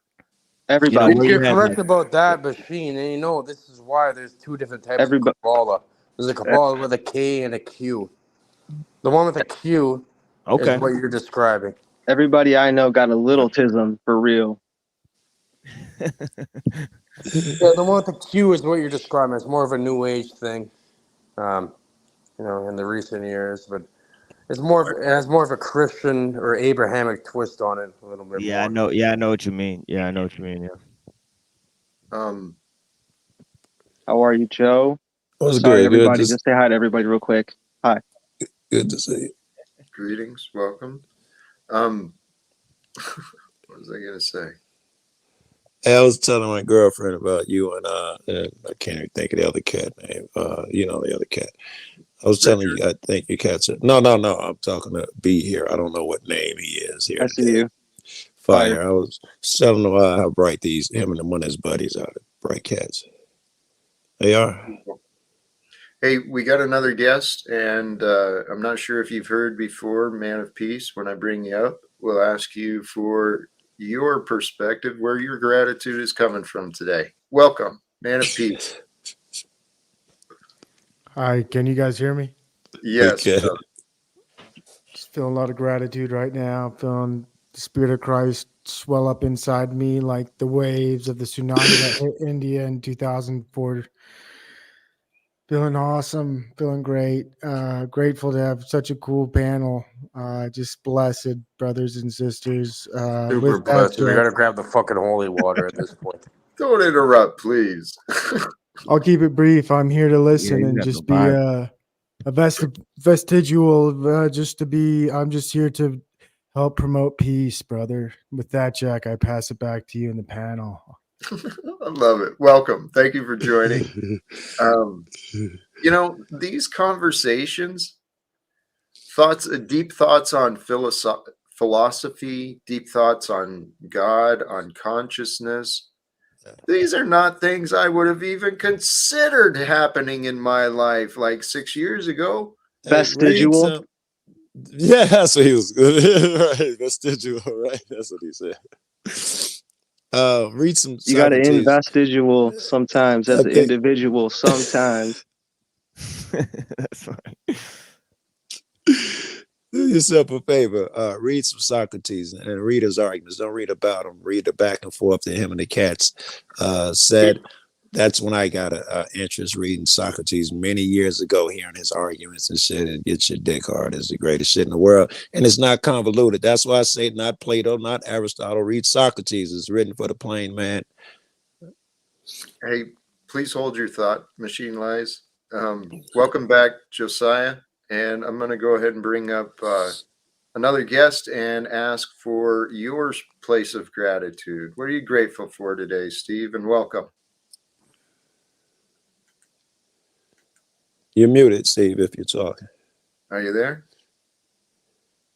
All right. He'll be back in a minute, but I wanted to ask Joe something. Joe, how did Socrates die? Well, it was really interesting the way he died. They killed him. He was supposed to drink poison, hemlock, I think. He poisoned himself with hemlock. But what was really cool, his friends came to him right before it happened and told him, we got a way out. You can get out. He said, at my age, I would be ashamed if I were afraid of death at my age. And he drank that shit. Sorry to keep putting you off. On purpose, though. No, I wanted to get back to the Machine Lies. I think he had something to offer, but that description, Socrates put to death, think about what you know of history. How many amazing, brilliant men have been destroyed by the society that helped them develop? It's so sad. There's so many examples of it. I think Socrates knew that would happen to him, so he's like, I might as well just drink the hemlock. Well, And get it I'm not gonna let someone else get the satisfaction of dealing with me, you know. All right. Yes. We do It's have logical. another guest. Hold on. Steve, if you're available, man, I'd love to hold the consistency. So you got some gratitude to share? What are you grateful for today? I'm grateful for these. I'm grateful for hemlock. What is that? They're wheel spacers. Okay. Aluminum. Okay. So it allows me to put these big ass rims. That's what you attach your I don't know, brakes and all that shit to. So I'm gonna go ahead and just work while I listen, because next day ship is pretty pimp. All right. Well, that and having all the right tools. Yeah, What does the shirt say, though? That's the real question. Where's the what? The shirt you're wearing say. Why do you think that's important? Why not? Guns don't kill people. Daughters with pretty dads do. My daughter Guns don't kill people. I do. Daughters. Dads with pretty daughters do. Dads. Hey, we've got one more guest in the background. I'd like to bring up Buddy Christ. Where is your gratitude coming from today? Buddy Christ. Are you there? The machine. Tell you what. If you pop back the camera, let me know you're back there. Bring you up when ready. All right, Machine Lies. Do you have your thoughts still? Sus. Yeah. Bring it back. we were at Socrates, I think. Oh yeah, I could go off on that. Yeah, for sure. Well, Yeah, I did it. Yeah. Well, talking about poisoning and that, what about Paracelsus? I don't even know the word. Paracelsus. Is that You know a what person? Paracelsus is? Yeah. A pair of sausages that two dudes? He's an alchemist. Yeah. Okay. The godfather of toxicology. Yeah. Okay, but Medicine. what is the relevance? I mean, What isn't the relevance? That's the better question. here, what I've been asking is, what do we do with what we've learned? And actually, here, that was something I didn't want to put off. Welcome back, Josiah. Did you have anything to jump back in with? I mean, I'm not sure where you're at with the conversation. You're welcome to jump in. I was just listening. You said it reminds me of a story about the Messiah. The priest wanted to test him, and they offered him this drink, the poison, and he just drank it up, and he said, "What the Lord measures out for me is sufficient for me." God, I can't remember the quote, but what's the anyway? The long story short, the Messiah gets the ones that wanted to test him to drink the poison. They all fall to their death. The Messiah drinks it and he lives. So yeah, man, I just jumped back in here because I like this group, man. You guys are cool. Love it. Thank you. Glad you found us. We've got another guest to join here. He's grateful for plantain. Well, and welcome, brother Jesse. What are you thankful for today? What am I thankful? I'm thankful we got another day to live and enjoy this beautiful place. I'm thankful for all the beautiful friends and family, the interactions that I'm able to have. My dog, Angeline, this great show, The Missing Link. We're interviewing Donut here coming up in like 8 minutes. The Illuminati news guy. He's a funny cat. So and a friend of mine today, he wanted to go out for some Vietnamese pho and take the dogs out for a run. So we went out for some pho. And then we took the dogs for a run, and then he's like, let's go for some pizza. So we went for pizza after the pho and the dogs. And then I'm just back here, just quickly jumping on, saying hi to all you beautiful souls. And then along with my journey on my show with the Donut, it's the second time we're interviewing him. So quite an interesting guy. I love that. Congratulations. Thank you for reminding me. All right, it's just racist, but all I can think of is the white people having the dogs out for a run, going to get some dough. I think that's what he said. I no brother ever go tell me that story. I heard stuff about the pho and the pho, whatever. The pho, that's what it was. Pho. Yeah, no, I have friends over here. The Vietnamese, they own a bunch of pho shops that I get to eat there free. When I go over there, yeah, they give me some pho and shit that has like the stomach lining in it. And obviously, I have to eat it because it's food in front of me, and I can't be disrespectful. I feel the same way, yeah. So I'm gonna be eating fucking pho with goddamn stomach lining in it. What do you call it? Oh yeah, that's that. Yeah, I know what you're talking about. It's got those little, like, looks like tentacles on them or something. Yeah. I have to eat that motherfucker. Like they put that in front of me. Like, are you kidding me? You motherfuckers. You can't say that though, right? You gotta be like, thank you. Nah, I gotta eat it. It's free food, bro. Come on. Everything tastes better when it's quote free, even though nothing's free. That's fine. Everything has a cost to it. Yes, I was having that discussion the other day. Well, that animal had to get its stomach intestines ripped off and made by Vietnamese people in pho. Like, I kind of feel like an asshole if I don't eat it. That animal got put onto the plate, in that way. Well, I used to never like cilantro, and when I was younger, I'd go to my Vietnamese friends' house, and then they'd have this bowl of food, and you're in their house, and all of a sudden, this something tasted so horrific. I didn't like it, but you have to eat it because you don't want to be disrespectful. And so I'm eating this food, and I don't know what it was. And later, I found out it was cilantro. And now that I stopped eating meat, I'm actually eating cilantro. I know it helps clean out the heavy metals out of the body, but at the time, I was like, I'm like forcing this food that I didn't like at all, just because I didn't want to be a a disrespectful douchebag and say this is gross. I think I was Bush one day was with over in Japan somewhere eating, and he threw up at the table, and everybody made fun of him. But I always wondered, was he just trying to choke it down because he felt like it was a polite thing to do, or I don't know, or was he being a klutz or something? Well, even the Jews, I remember. You ever go to a hold on. Jewish house on fucking Saturday? Fucking read the room, man. Please, I'm trying to get something out here. Just a moment. I'm trying to be respectful. Jesse, I know you're leaving very soon. I wanted to bring this to your attention. I'd love to do bring the audience forward when I'm done, because I'm excited to see this stream you're doing. But it says redirect privileges needed. Ask the missing link live to add you to their live redirect list in the community settings. Wow, I don't know what that means. Bougie. If you're open to that, if you're open to it, it's in the settings in the YouTube studio. I'd like to do that, but it's up to you, okay? And I'm sorry for the rude. How do I do that? I mean, YouTube studio.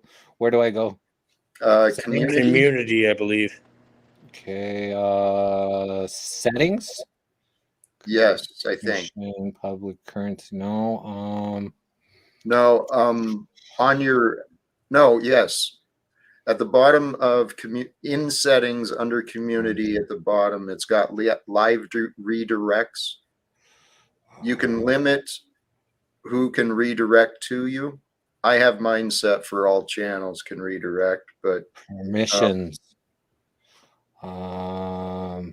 Under community. I don't see community here. I see dashboard, content, analytics, comments. Under settings. Yeah. And maybe it has to be on the computer. You know what? I'm looking at the computer, so sorry about that. But hey, brother, thank you for joining. And dude, donut, I'm a fan of donuts too, so I plan to catch the whole thing, and I'll be over there when I'm done. Okay, man. Love you guys. Gotta go. We'll see you next time we see you, and may the source be with y'all, and have a very grateful day. Much love, brother. Thank you. Thank you again. And the source be with you. I like it. Hey, and to everyone else, thank you for your patience, your understanding, for my rude interruption, and trying to deal with logistics here in the middle of the conversation. I don't understand it. I'm impatient. What the hell just happened? Hey, I'm still trying to write a script about the Talcottian movie. You know, I can see a movie where it starts off with a guy named Jack Talcott from a young child, and his dream is to end legal secrets, secrets and wars and that.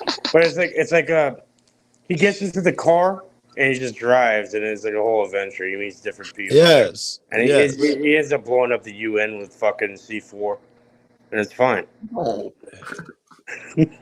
Oh, no. It's Hollywood, bro. Well, I don't know. They won't listen to your advice and you take them out. That's not horrible. Let's give them the opportunity to listen first. I'm saying we're going to have it in the movie. You're going to drop a jewel on them. They're going to be all arrogant and shit. And then you're going to go psycho and blow shit up. No, I do believe that this is a time. This may be a time of Jubilee. This may be a time that the Gospels are more clearly understood. I've never understood it like this. Some of these things I've heard before, I've never grasped them like this. I always attribute it to, the cop watching shit. A lot of shit opened my eyes with the authority shit. I see shit different. But it could be the Jubilee just came a fucking along or whatever it is you're saying. I think it's time. What's going to bring forth Well, I don't know how it's going to happen, but what I've been learning in my own practice and what I'm inviting everyone to join, how to realize and to become greater with the Christic as yourself in your own way. And it's so much more simple. If you can, all of these mystical teachings, all of these mystical explanations, they're beautiful, they're wondrous.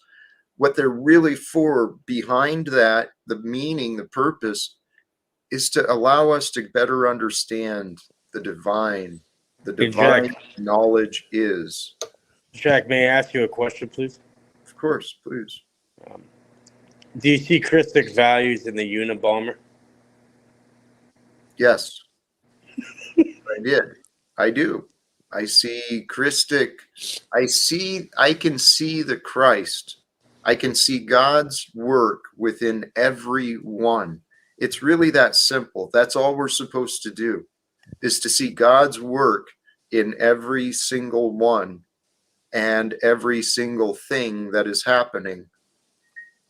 It's shown to us. It's pretty based with the Unabombers. Well, I was in the conversation yesterday. I spent more time thinking about what Richard brought up. He apparently met Jacques Fresco, who's a philosopher, social engineer, whatever his title is. He's a man I've admired, and pointing out, and I've recognized this with others. There's been people who have been aware and awake of the corruption and the problems of the world for a long time. People have known solutions in the past, and they went unheard. Tesla was ignored, and at his end days, no one understood his value. No one appreciated him. As I understand, he died in poverty and alone, right? And today, every bit of communication and all this stuff we've got is built upon the knowledge brought forth through that man. So there's so many. Go ahead. Well, I just think in order to clarify, because we're not talking about the spread of violence, but really what it is the ubiquity of evil, that the Unabomber noticed, and I think that Christ saw that too, that there's that there's a concerted element to evil, that it's all around, that it's it's not just hidden away in one place, but it's actually pervasive, and so the good has to become pervasive in order to repel that, It's logical. That's beautiful. And I got off point. The reason I brought Jacques Fresco up is he went through World War II. He went through Vietnam, all of these times of atrocity, trying to share the solutions, the logical, the reasoned ideas that can bring peace to the world. It's the same thing Jesus was doing, man. There's been a lot of Christic examples, men and women who have risen above the negativity and the evil of the world, and they've allowed themselves to be used for such good. So all of us are being used by the creative force that is love. Love is what is the energy of the universe. Well, he threw them rims on fast. He's done. I know he's an efficient man. You're just one, Talcott. You're just one pressure cooker bomb away from ending wars and legal secrets.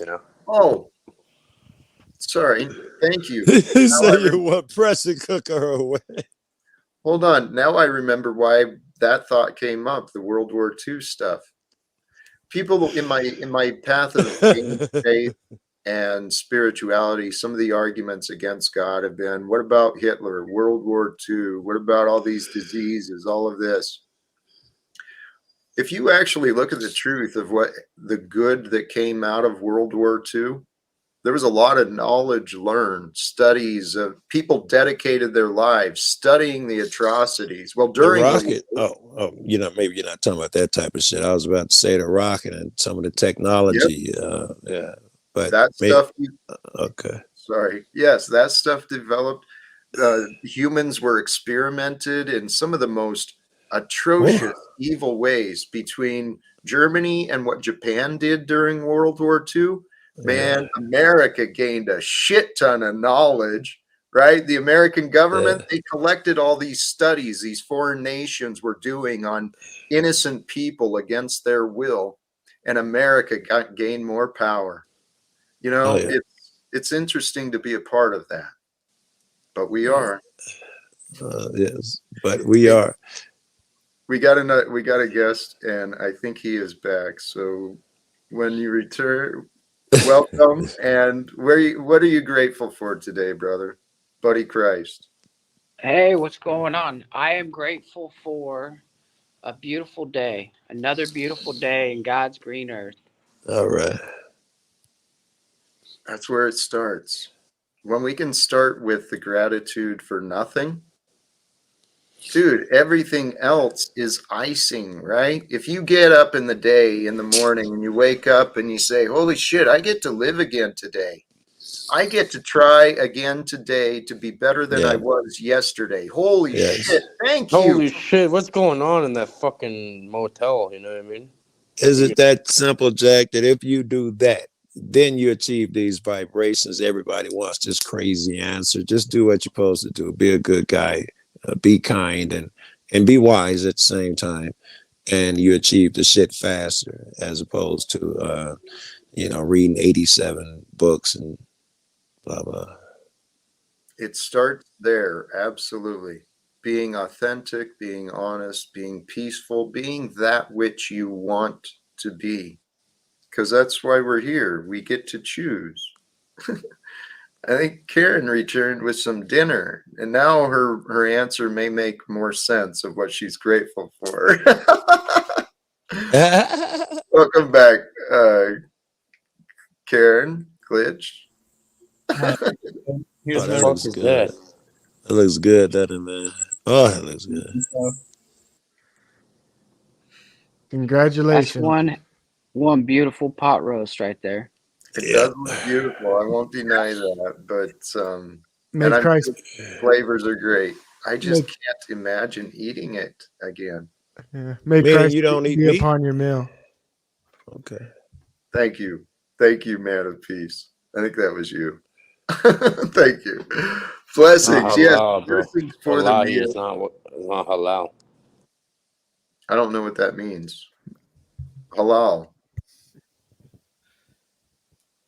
Can we get another look at the steak, just like a close up?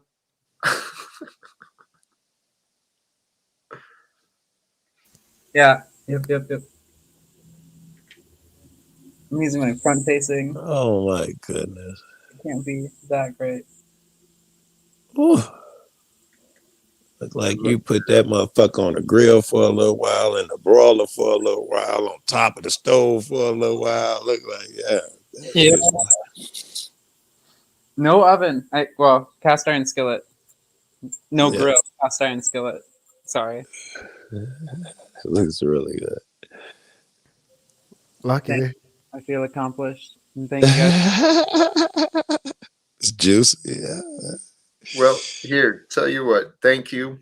Where should we go from here? Do we want to continue conversations, or should we wrap it up?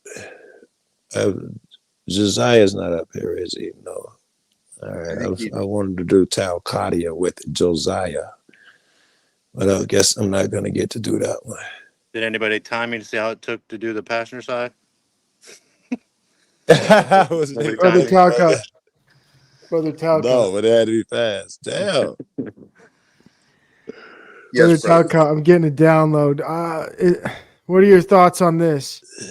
You are already that which you want to be, and your refusal to believe this is the only reason you do not see it.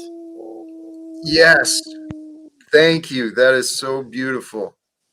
That where as soon as you started offering that, my memory came up of what Josiah offered too, that the desire, That's by the logical, bro. desire's That's smart. existence, the fulfillment of the desire is already there. And Yes, like they were just talking about. Yeah. and return what you said again, if you can, please. You want me to channel that again? If you can. Yeah. Yeah. He said Remember what you that. said. I You said, already go ahead. you are already that which you want to be. And your refusal to believe this is the only reason you do not see it. It is the truth. Within each of us is all things. That's logical, right? Before Praise this God. flesh body, you would have been all those things, and this flesh and this programming, led you astray. And it seems logical that you were already that. You're just blind right now, man, going through some nonsense, watching too much CNN. Yes. And this is what we get to realize. We are not limited by the definitions, the diagnoses, the memories. We're not limited by those. Those are words, right? Words are just pointing towards aspects, pointing towards superficial, pointing towards details. It's not the totality. We are each individually so much more. So the practice I've been working on, honestly, it's staying present, focused only on the here and now. And actually, I'm going to bring this clip up again. Because this explanation he offers is just absolutely spot on and simple. If you understand it, and like he says, it's hard to express, it's hard to explain, but well, I'm really high. I can't even read that shit. Not a thought, not an image, it is not a symbol. It is a vibrant, potent connection of a love that has no condition, here and now. So the living God is the love that has no condition and is present in the here and now. So those who achieve that vibration will be those who come closest to unconditional love. How about that? Yes. And he goes more in depth about the conditions and kind of overcome it. Goes more in depth on the difference between unconditional love and love with conditions. But this practice here is exactly what the goal is, what he offers here. And you cannot describe it. Words fail me. You are lovingly aware of all things and ready for that force of love to determine the direction of your life. Simple as that. You stay present, lovingly aware of all things from the past, all things in the future, all things real and imagined. You are lovingly aware of their being, and you be still in the silence that's within, and you allow the love that is, the love that's greater than you, the love beyond you, but the love within you will move you into your next moments. That's how let's not say that's how it would and it should and all of those things. But I thought you were assuming that it will handle itself. I was going to say that no, we will have those moments where we have challenges or whatever.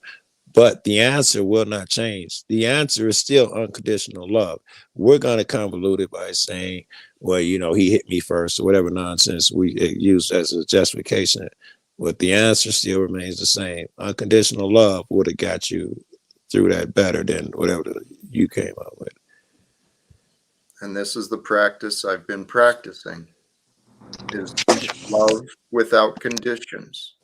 Love is appreciation, and love, just everything, every word, every thought, there's depths and layers to these ideas. Okay, so I've spent several years now practicing, growing in my practice, and I'm going to continue growing in my practice, but I practice living in the here and now. with loving awareness, without conditions of love, but just lovingly accepting. That's my goal. Sometimes I fail, sometimes I react, but I want to love. go back to the book. Joe, he's in the middle of a sentence, for I Christ's sake. know. I'm Joe doesn't sorry. I care. He can't doesn't hold a listen. thought. I wasn't. I was. You know, I'll be scared. I'm gonna lose a thought. You made me think about Hey, Joe. Right. something to do with the book earlier. You whatever you said had something to do with the book earlier. I know, but this is what's happening, Joe. We'd have different conversations if you paid attention to what I was saying and accepted or understood what I've been offering. Where our conversations. Whoa. Those are two drastically different things. We'd get along better and we'd have better communications if you allowed me my beliefs and my opinions and they didn't get you upset. Yeah, it's not that I don't accept yours. That shouldn't be neither here nor there. Don't bring I that think we into all it. hear Allow you, me Joe, to be me. but I think you'd be able to remember a thought just a little bit longer if you stopped smoking so much. I like how there's the humble Jesus under Joe, and then there's the okay Jesus under me. It's a sign of the times, you know. I'm all Jesus out over here. Talcott, I put a really good video in there in the private. If you could play like a 1 minute of it to show up you, I'm telling you, because it's right Jack's up doing this a fucking good. alley. He's doing It's a good exactly what job you're living in the saying. now, though. Somebody should give him credit for that. I'm calling it out. You know, I And it's came up hard to today. He find. treated me with respect. You're not gonna You find know, it he's anywhere in the except now. here on Talcott. Hey, I remember the thought, man. The book, the Kozar, or whatever the book was called. We were talking about whether it was written in Hebrew or whatever, and would the vibration change because it was written in Hebrew originally and now in English. Not necessarily, because I think what we're doing right now, what Jack was doing at the moment I had that thought, was using words to change a vibration. It matters not the words, because they fell anyway. They cannot encapsulate the vibration. We do the best we can. That's Well, the energy of the words is not missed. I mean, it is missed and it becomes distorted when we're not aware, when we're not paying attention. That's why, admittedly, I'm more honest about letting people know when my mind is drifted, so that I'm not pretending to understand. I try to be honest, and I pay attention to where my awareness is. And Joe, where you interrupted, unfortunately, is fortunately, unfortunately, where I was going with is the reinforcement of what the video in the description John St. Julian is offering. It's the very simplest explanation of what Jesus was teaching. It's the most simplest explanation I've come across of what Jesus was teaching. Becoming lovingly aware, without condition, beyond the realm of judgment, beyond the realm of, I can't love you because you hurt me. I can't love you because you're different. I can't love you because that's a bunch of nonsense. We're here to love. That's our gift. It's the life is the gift God offered. The least we can do. But I can't love a narcissist, Jack. I just can't love a narcissist. Who says? You make your rules. Well, it's kind of like that was a test. That was a test. It's kind of like what Provo was saying earlier. You know, he was kind of talking about, you know, how, you know, you already have what it takes if you know really what it's about. And that's the thing, is that a man who's not in control, who knows that the devil's not in control of him, is not have split decisions, split emotions, is not worried about the future. You know, and then and then also people who seek to exploit others, they're always seeking what's outside of themselves. And so Jesus even taught that you know, that the power to accomplish the task has to be, you know, the purpose of the task has to be completed within the task itself. Like, you know, like when he goes to heal somebody, like that's it. Like he's not gonna go and tell everybody about it, and you know, or seek you know, kind of credit for that, you know. So that's the kind of thing, is that you know, when Jesus actually heals people in the Gospel of Matthew and other places, he actually tells them not to tell anybody, which is interesting, because if you're the Son of God and you're trying to tell everybody what you've done, trying to bring the news to everybody, but that's not how the news is really spread. The news is Yeah, spread one person at a time through good deeds. It's not well, spread by very true machine. just yelling from the fucking mountains, what everybody needs to do. You know what I mean? That's a lesser version Yeah, of yeah, what. but machine at the same time that's gonna attract unwanted attention, especially back then, where you're probably gonna get killed way more prematurely. And also, even if you told people, they're not gonna fucking believe it. Right? Yeah. Damn, They're not right? gonna believe it either way. So there's no point of saying anything, right? Right. Yeah. Yeah. Yeah. Exactly. Yeah. Exactly. Wait. He's wrong. There's no point in saying anything. All those disciples wouldn't have died those horrible deaths, and Jesus himself, if there was no point in saying anything, they'd remain quiet. They Well, did in what the they were right way. supposed I'm saying you don't say it just random people, in there. For if Well, Some he you people, forgive even demonstrated. then, they're men not their gonna really believe it trespasses, unless your they have heavenly faith. Father will also forgive you. But if ye forgive not men in their trespasses, neither the Father forgive your trespasses. yeah. Yeah, it's just a level of seeing to believe, and for those who don't understand God, because God is heard and not seen, they have to see it to believe it, and that's where it goes. But either way, it's faith. It has to be faith either way, because Yeah. it doesn't matter how you got to it. In other words, you, you can have. I missed what you offered was fake, but the word of God is written on our heart.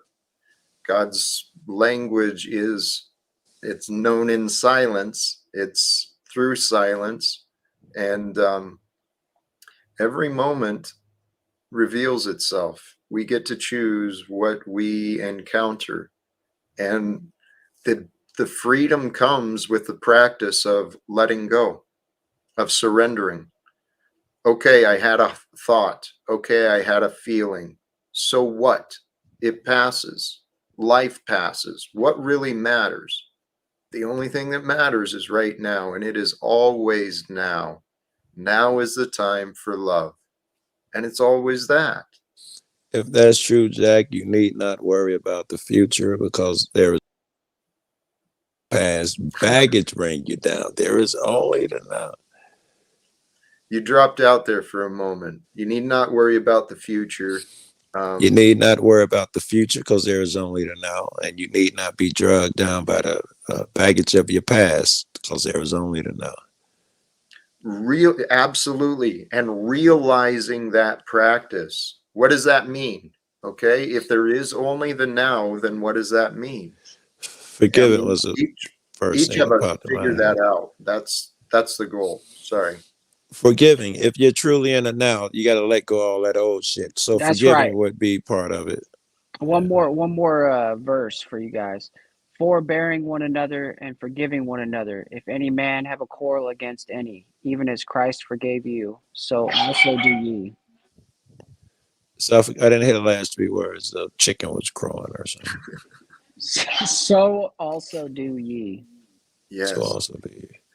As Christ forgave. Wait, hold on, Joe. How could a chicken crow? Is that two different types of birds? Yeah. Wait a minute. I didn't think of that. Forgive Cage. We know he does this every time. But he made me think. I thought we had like 30-some chickens back there. We must got more roosters than I thought, because it'd be a whole lot of crowing going on. Well, where's the crows at? 0 crows, though? Even though they're crowing? What are you guys doing? What, Holy chickens, shit. roosters, crow. You just said if you had a thought and it disappears and it goes somewhere, ride with it. We was just doing what nature told us to do. Well, this is what I'm offering. The realizing the Christic is learning self-restraint. Which impulses are helpful and good for the moment, and which ones aren't really adding value. Jack, apparently, sorry you to interrupt, decide. Joe. Jack, I have something very, very fucking important to play there. I put it in the private. Hopefully you can look in that, on your own time. You're gonna love it though, because it goes directly into what you're saying constantly, but it's from a different perspective, and I think it's something that's very valuable.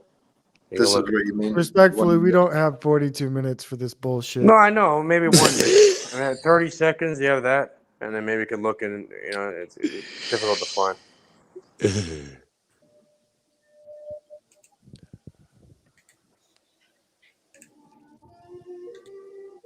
It's 4 years. Okay, so Maybe just do 2 times speed you or take a something deep first, breath Jack.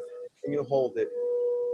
You can hold it for a while, and then you start to feel stress. And it's Oh, now you're fucking it up. and your consciousness starts to shift, not in a positive way. And eventually you become more and more less conscious. And your consciousness starts to shift, not in a positive way. And eventually you become more and more less conscious and lightheaded. And you Talk about holding a breath in.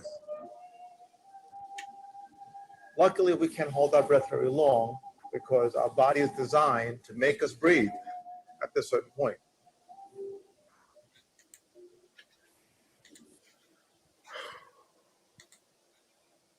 Okay. We got to hit another 30 seconds or something. That was the intro. He was going to compare it to something. He was going to say, we can't hold our breath for long. Just like in life, we can't hold on to so-and-so for long. I think that's where he was going to go. That breath, look at what happens in your body. Look how nothing is working right. You have to let that breath go.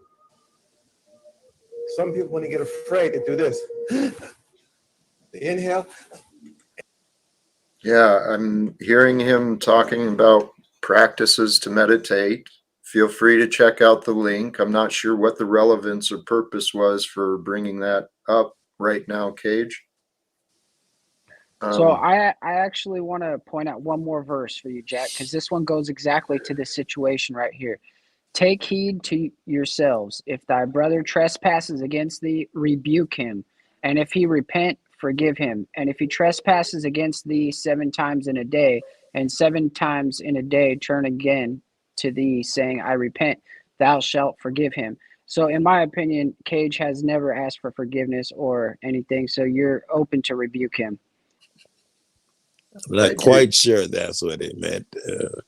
Hey, but if I ask for forgiveness 7 times, if I sorry 7 times, then no, that's fake. what happens? You actually have to, you have to repent. You can't just say, "Oh, Repent I'm for what? sorry," and not mean it. I don't know if repenting is saying I'm sorry. That I don't think he has to apologize. If he repents, that's cool. If he tries to do better, that's good. He don't owe me nothing. Okay, well, that may be true for you, but how is someone who is offended to know that there's repentance without an apology offered, without acknowledgement? There's got to be an acknowledgement when we screw up, when we step on someone's toes, when we speak wrong. We should correct ourselves. It's part of it. Yeah, that's different. Correcting ourselves and telling the other person I've corrected myself is 2 different things. Okay, I believe so the first I'm part, gonna, you got to correct yourself. I'm going to help you but with I'm not the sold on the definition of part that repent. now I have to go around and let everybody know. All I'm right, not sure about then that fine. part. Then fine. Keep your confusion. To Blow repent me, is actually nigga. to I can do feel that or shit hey, too. hold on, Joe. Jesus. To repent is to feel or express sincere regret or remorse about one's wrongdoing. So if you don't I would feel agree. that and you say, "Oh, I'm sorry," but you don't feel like you did anything wrong, you're just bullshitting and you should be rebuked. No, well, those are 2 different things. You keep throwing the apology in there. Can I not be regretful about my deeds and become a better person? You're dead. I can't even apologize, and I could still become a better guy and do what I got to do. Okay, I They're see 2 what you're separate saying. things. Repentance can occur without apology, but I tell you what, here's I think the best solution. When we screw up, apologize to ourselves for screwing up, right? Apologize to yourself for allowing yourself to feel hurt, allowing yourself to look stupid, whatever it is, but admit when those things happen and apologize to God, because we're here to become better, right? all things. I don't know. You know, I say apologize to God. Really, if you're doing that, you're apologizing to your greater self. You know, and there is a greater aspect of each of us that's waiting to come through. If you But had a choice, someone did something shitty, and would you and you got to choose between the two? Would you rather have the apology or them do better? I'd rather have them do better, but I'm not sure why you interrupted me for that, Joe. Yeah. Yeah. And the thing I was trying to point out was, when people say, "Oh, Jack's getting angry, Jack's doing," well, no, because if you aren't repentful, if you're not repenting for what you've done, then he has every right to rebuke you for it.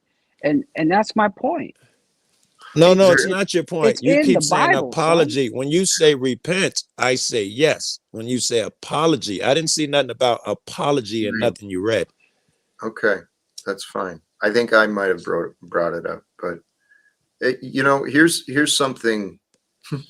I don't think the scriptures really. There's been a lot worse aggressions against me than anything that's been happening here today. So the idea of rebuking, though, putting up these boundaries, I know there is a purpose to it because it's part of God's greater purpose for our own development. There was something I was trying to get to, though, when Joe popped in with that question. I'm going to try to help you get there. Rebuke means to. Oh, go ahead, Jack. No, please finish. Okay, rebuke actually means to express sharp disapproval or criticism of someone because of their behaviors or action. It doesn't mean that you're doing any harm or anything to them. You're just expressing the fact that it's disapproval. So, in other words, you're removing your consent, in a way, from whatever program is being presented to. You're rebuking and removing your consent, removing your. In some fashion, I go for that. Please, here's the thought I wanted to get across is that all of us, this applies to every one of us, we've got the tendency to be blind. And when we run around thinking we've done nothing wrong, other people are to blame, they're the problem, guess what? We're lying. We're lying to ourselves and others, because those who believe they are so perfect, they've done no wrong, they'll never listen to others.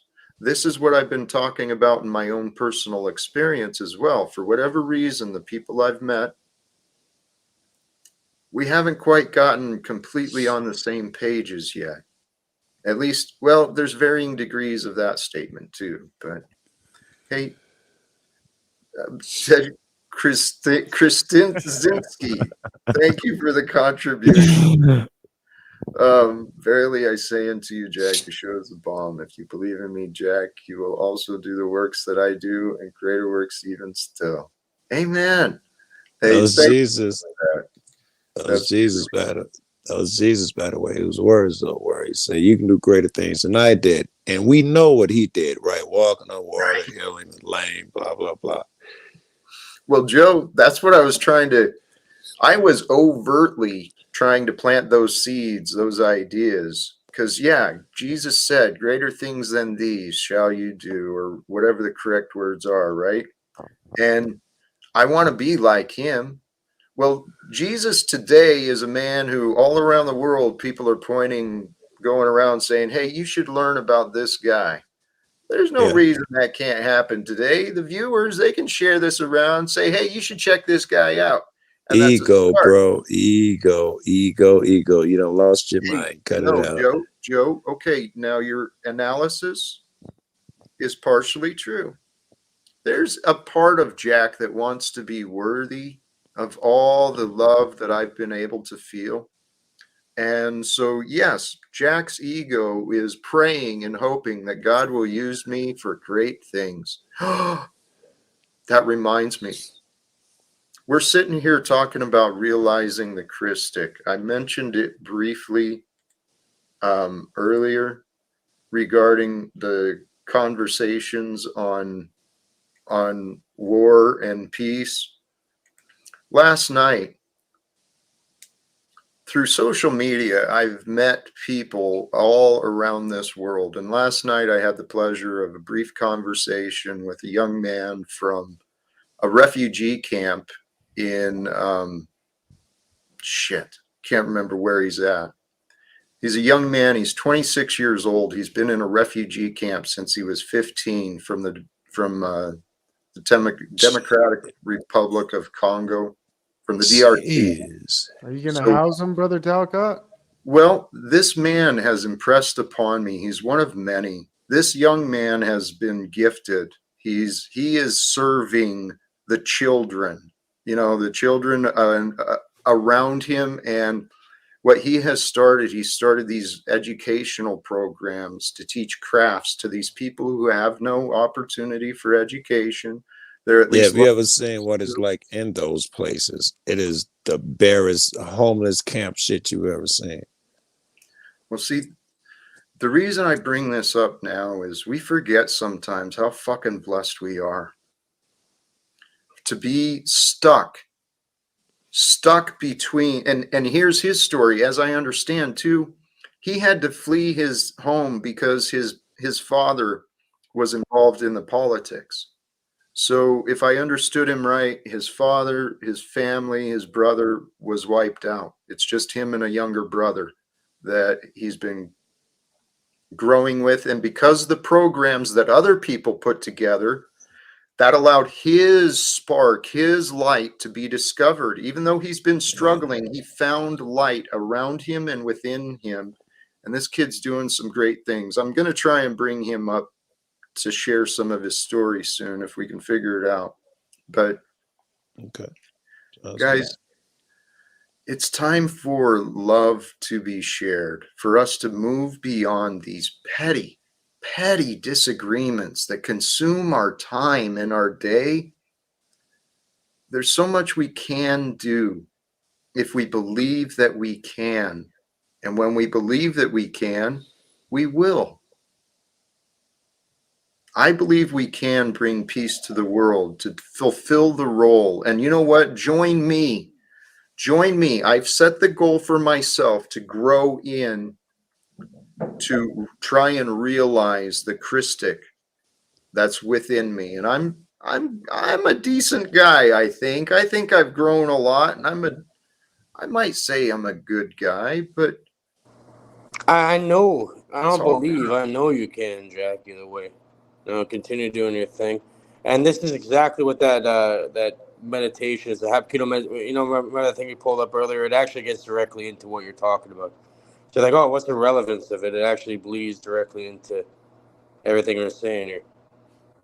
Thank you. I am going to check it out later, but first on the list is the Zohar. I'm going to investigate that a little more first.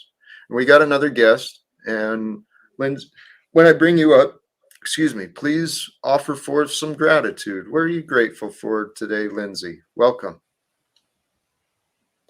Hey. Wow, I wasn't expecting that. I let you a note in chat in the private. Sorry. Yeah. I know you're ending the show, so I'll just talk at you next time. Okay. Blessings. Thank you, sister. I appreciate that and what you brought. Lindsay's greatest fear is losing control. That's All an right, assumption. So hold on, Lindsay brought to the attention in the back chat that there's somebody who might be needing some assistance. So yeah, thank you. You know what? There's a comment I can understand. It can be very hard to be happy when all you know is pain. But here's what I want to remind you. This is the gift that God has given us. We within us, within our will and our intention, we can move beyond the pain. Especially if you're not in an immediacy of physical pain, recognize what is real. If we're not in immediate danger and immediate physical pain, our mental and emotional anguish is our own creation. So which is more important? Which is more important, our opinions and our thoughts on what the world has shown us? Because the world will show darkness. It will. I understand that. But the power and the strength that Christ was teaching, that was demonstrated through the sacrifice and choices of Yeshua, that will, that determination, that power is within you. The darkness that you may be seeing, and feeling is it's the catalyst that God and your spirit, your highest self, has chosen to bring you through. Why? Because God has faith in you. God has faith that you will overcome the darkness, because that's what the light does, and that's what you were created for.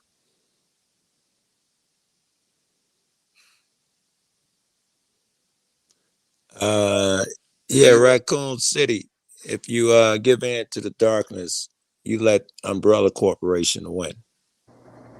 Well, every one He of us know goes he through. knows what I'm talking about. Resident Evil shit.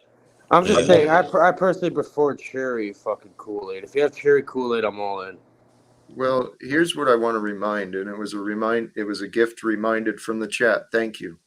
Healing is available through God's will, through God's grace. All things may be. We've been conditioned.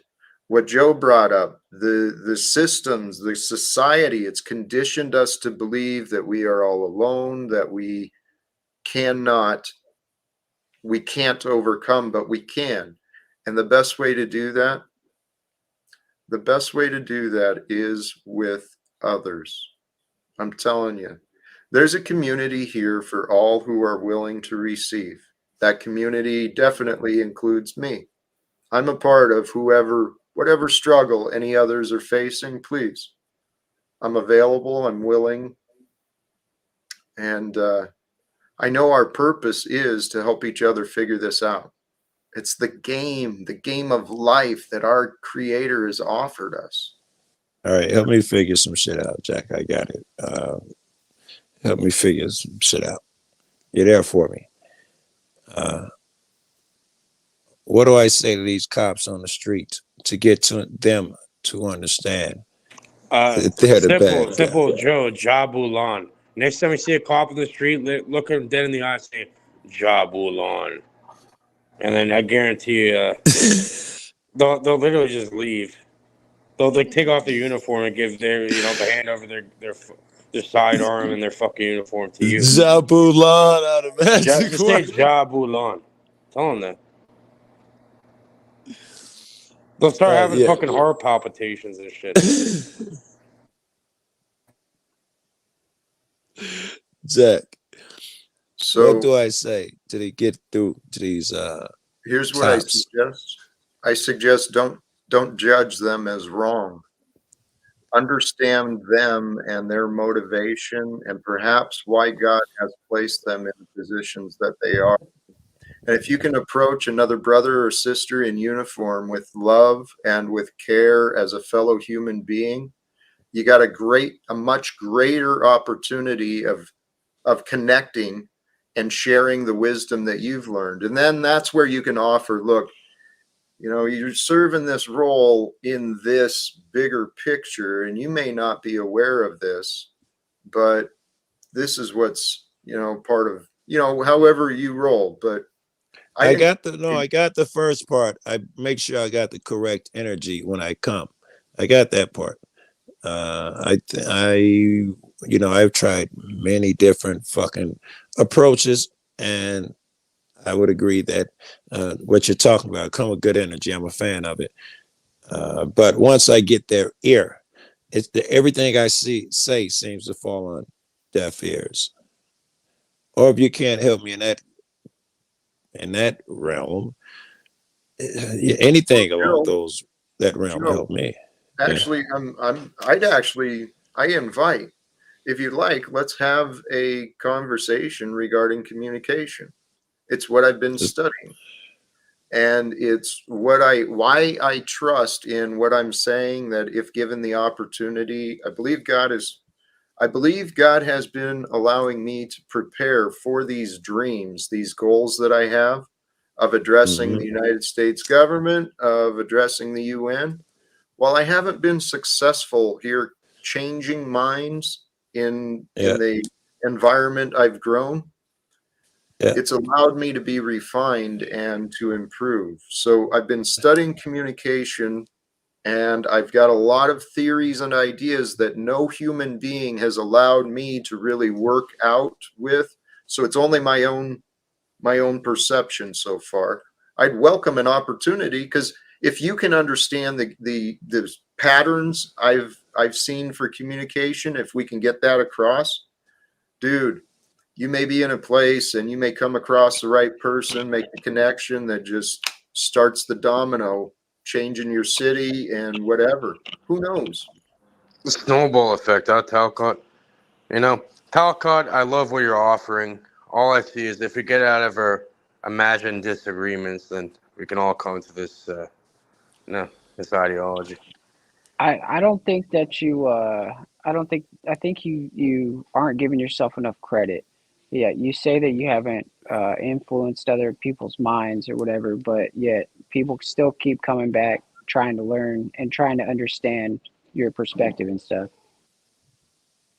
I realize I've seen the influence from, I've seen the growth and development, and I recognize part of this is my influence. But what I'm talking about is I haven't yet succeeded in turning someone's mind completely, right? Like mine did. I went through a dramatic shift, and maybe others don't need that. But the other part of what I mean by not being able to change minds, you realize how many accusations and narratives have been said about me over the past 6 years that I've yet to be able to convince the accusers that they're actually wrong. Not one person has ever, not one from the past has ever come back to repent, to say, hey, Jack, or to even offer me the opportunity to explain myself for their accusations.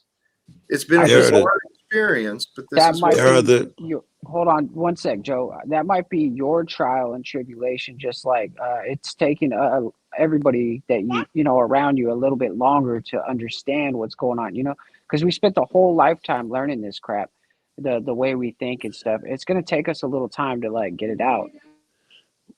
That's exactly most do you see a little bit why I wanted to leave apology out so bad, because it leads to people not being complete or whole without that apology.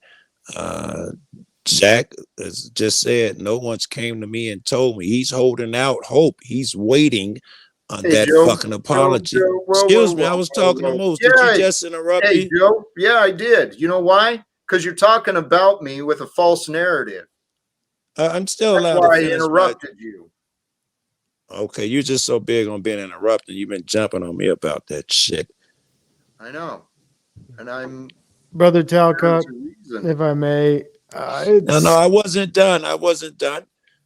My apologies for overrunning. Well, Joe, you want to continue when I'm telling you? I'd like to continue, and I'd like to continue without permission. I'd like you to just allow me to speak.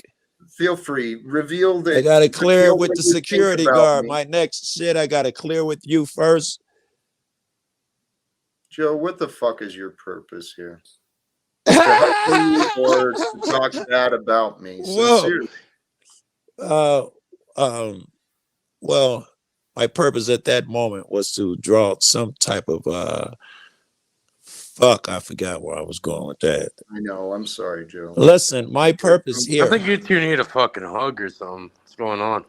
No, I think we're good, man. I don't feel the need for everything to be. Here, Joe, you were going on with the narrative that I'm holding out for apologies.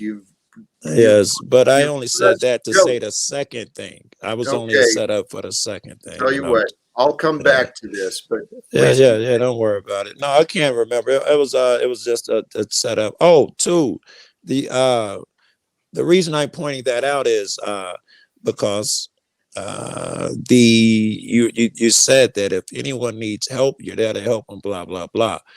And I was asking for help. I felt like you blew me off there. I wasn't done. You said something like, hey, I'll teach you how to communicate later. I wasn't done. I was not happy with the help and assistance that I got. Were we done? Where were we? And we jumped back to talking about all the people who attacked you. That's what I wanted to say, man. You glossed over my request for help quickly. I'm sorry you feel that way, but that's actually beautiful evidence. It's actually beautiful evidence of what I've been saying, Joe. And I don't know how to say this without being offensive, but you have failed to fully realize the value of me that's in front of you. If you understood the value of communication, I'm okay with that. If you understood the value of communication that I'm offering to freely share with you willingly, if you imagine the results that could be attained, then you might not be so dismissive about what I offer to you, that we follow up with a specific purpose of dealing with what you said. You want some help? Let me offer you some help my way. You sound like the cops when you go in there and you say you need help. They tell you to come back Monday and talk to Bill. Are you busy?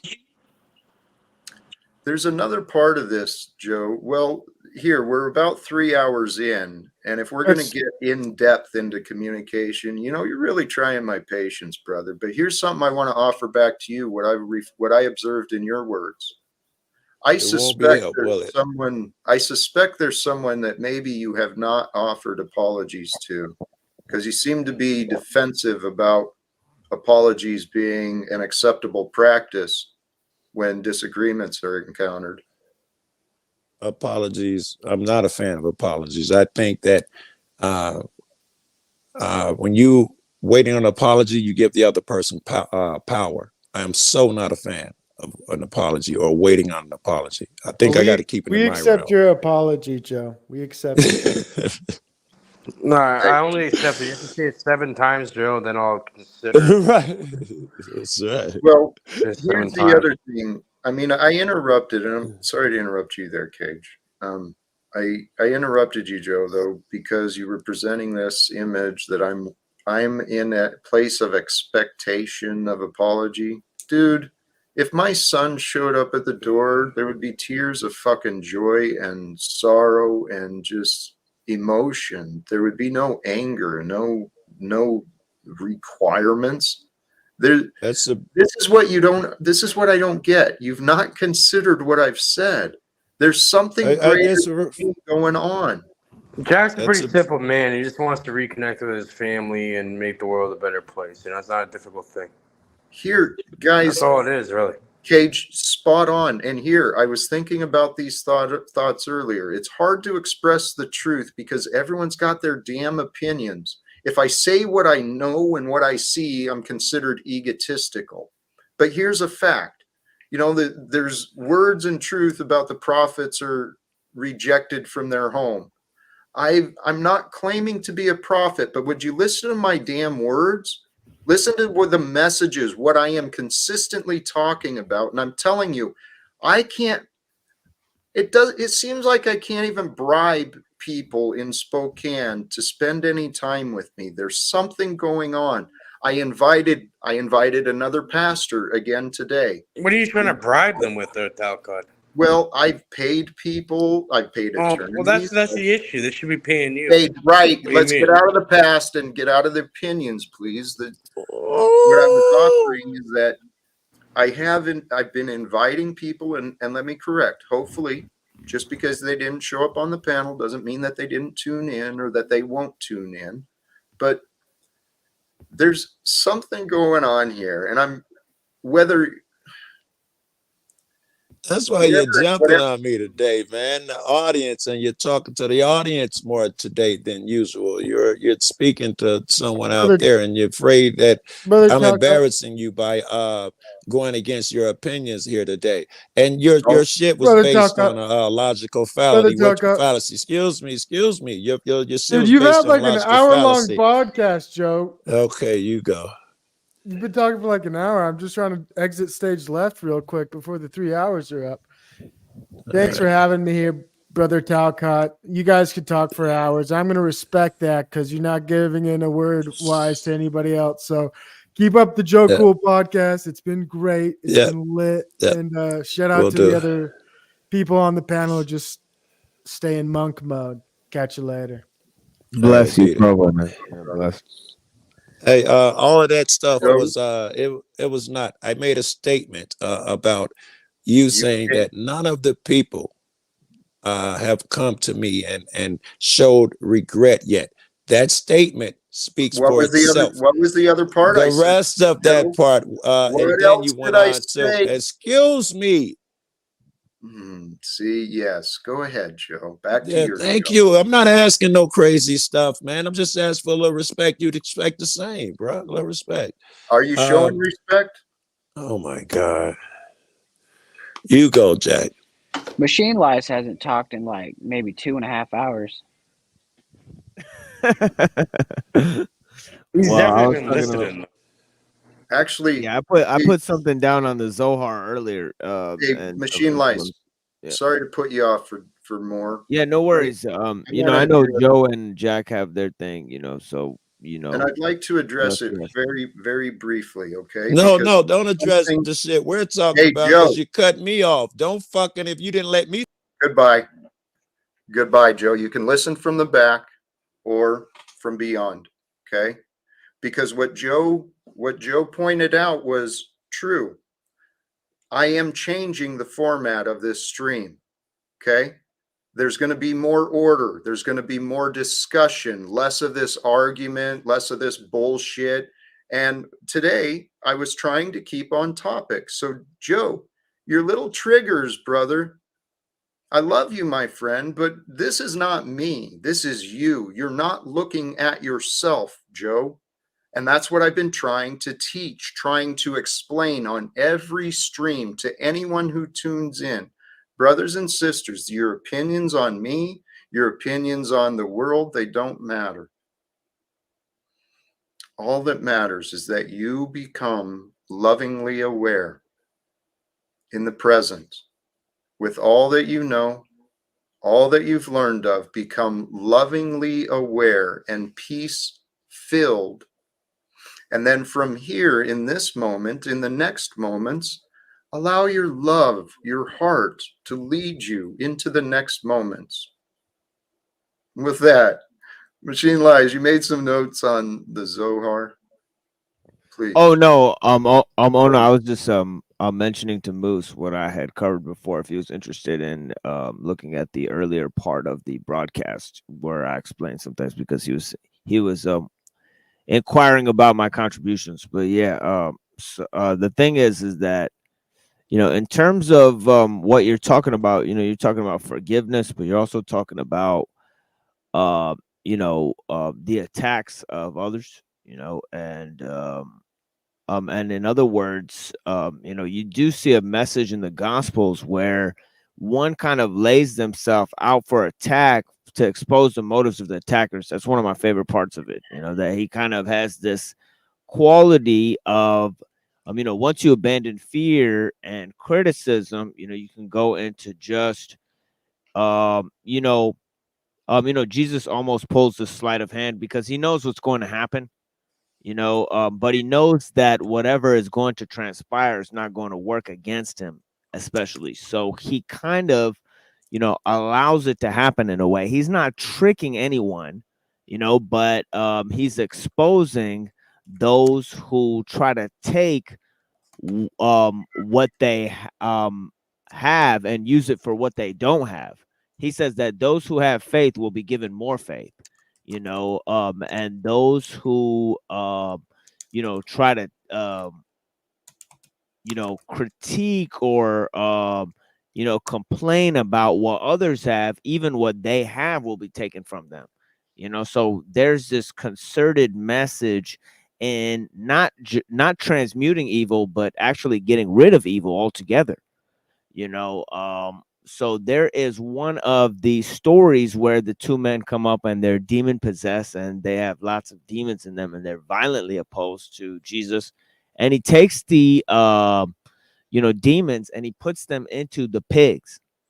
So the pigs is then goes into a they go and drown. They just all get destroyed. So the thing about it is that he doesn't just take the demons out of the people, but he puts it into something that's less destructive, and then that thing destroys itself. So the thing is that Jesus doesn't just transmute evil, he actually gets rid of it for good. So that's one of the main aspects of the teaching. So you're saying it goes beyond the boundaries of the Transmuting reality with the dichotomy and exactly. Yeah, exactly right. Yeah. Here's the point. Hey, I am ready to wrap up, but I'd love to give Cage and Machine Lies some final words before we do. So please.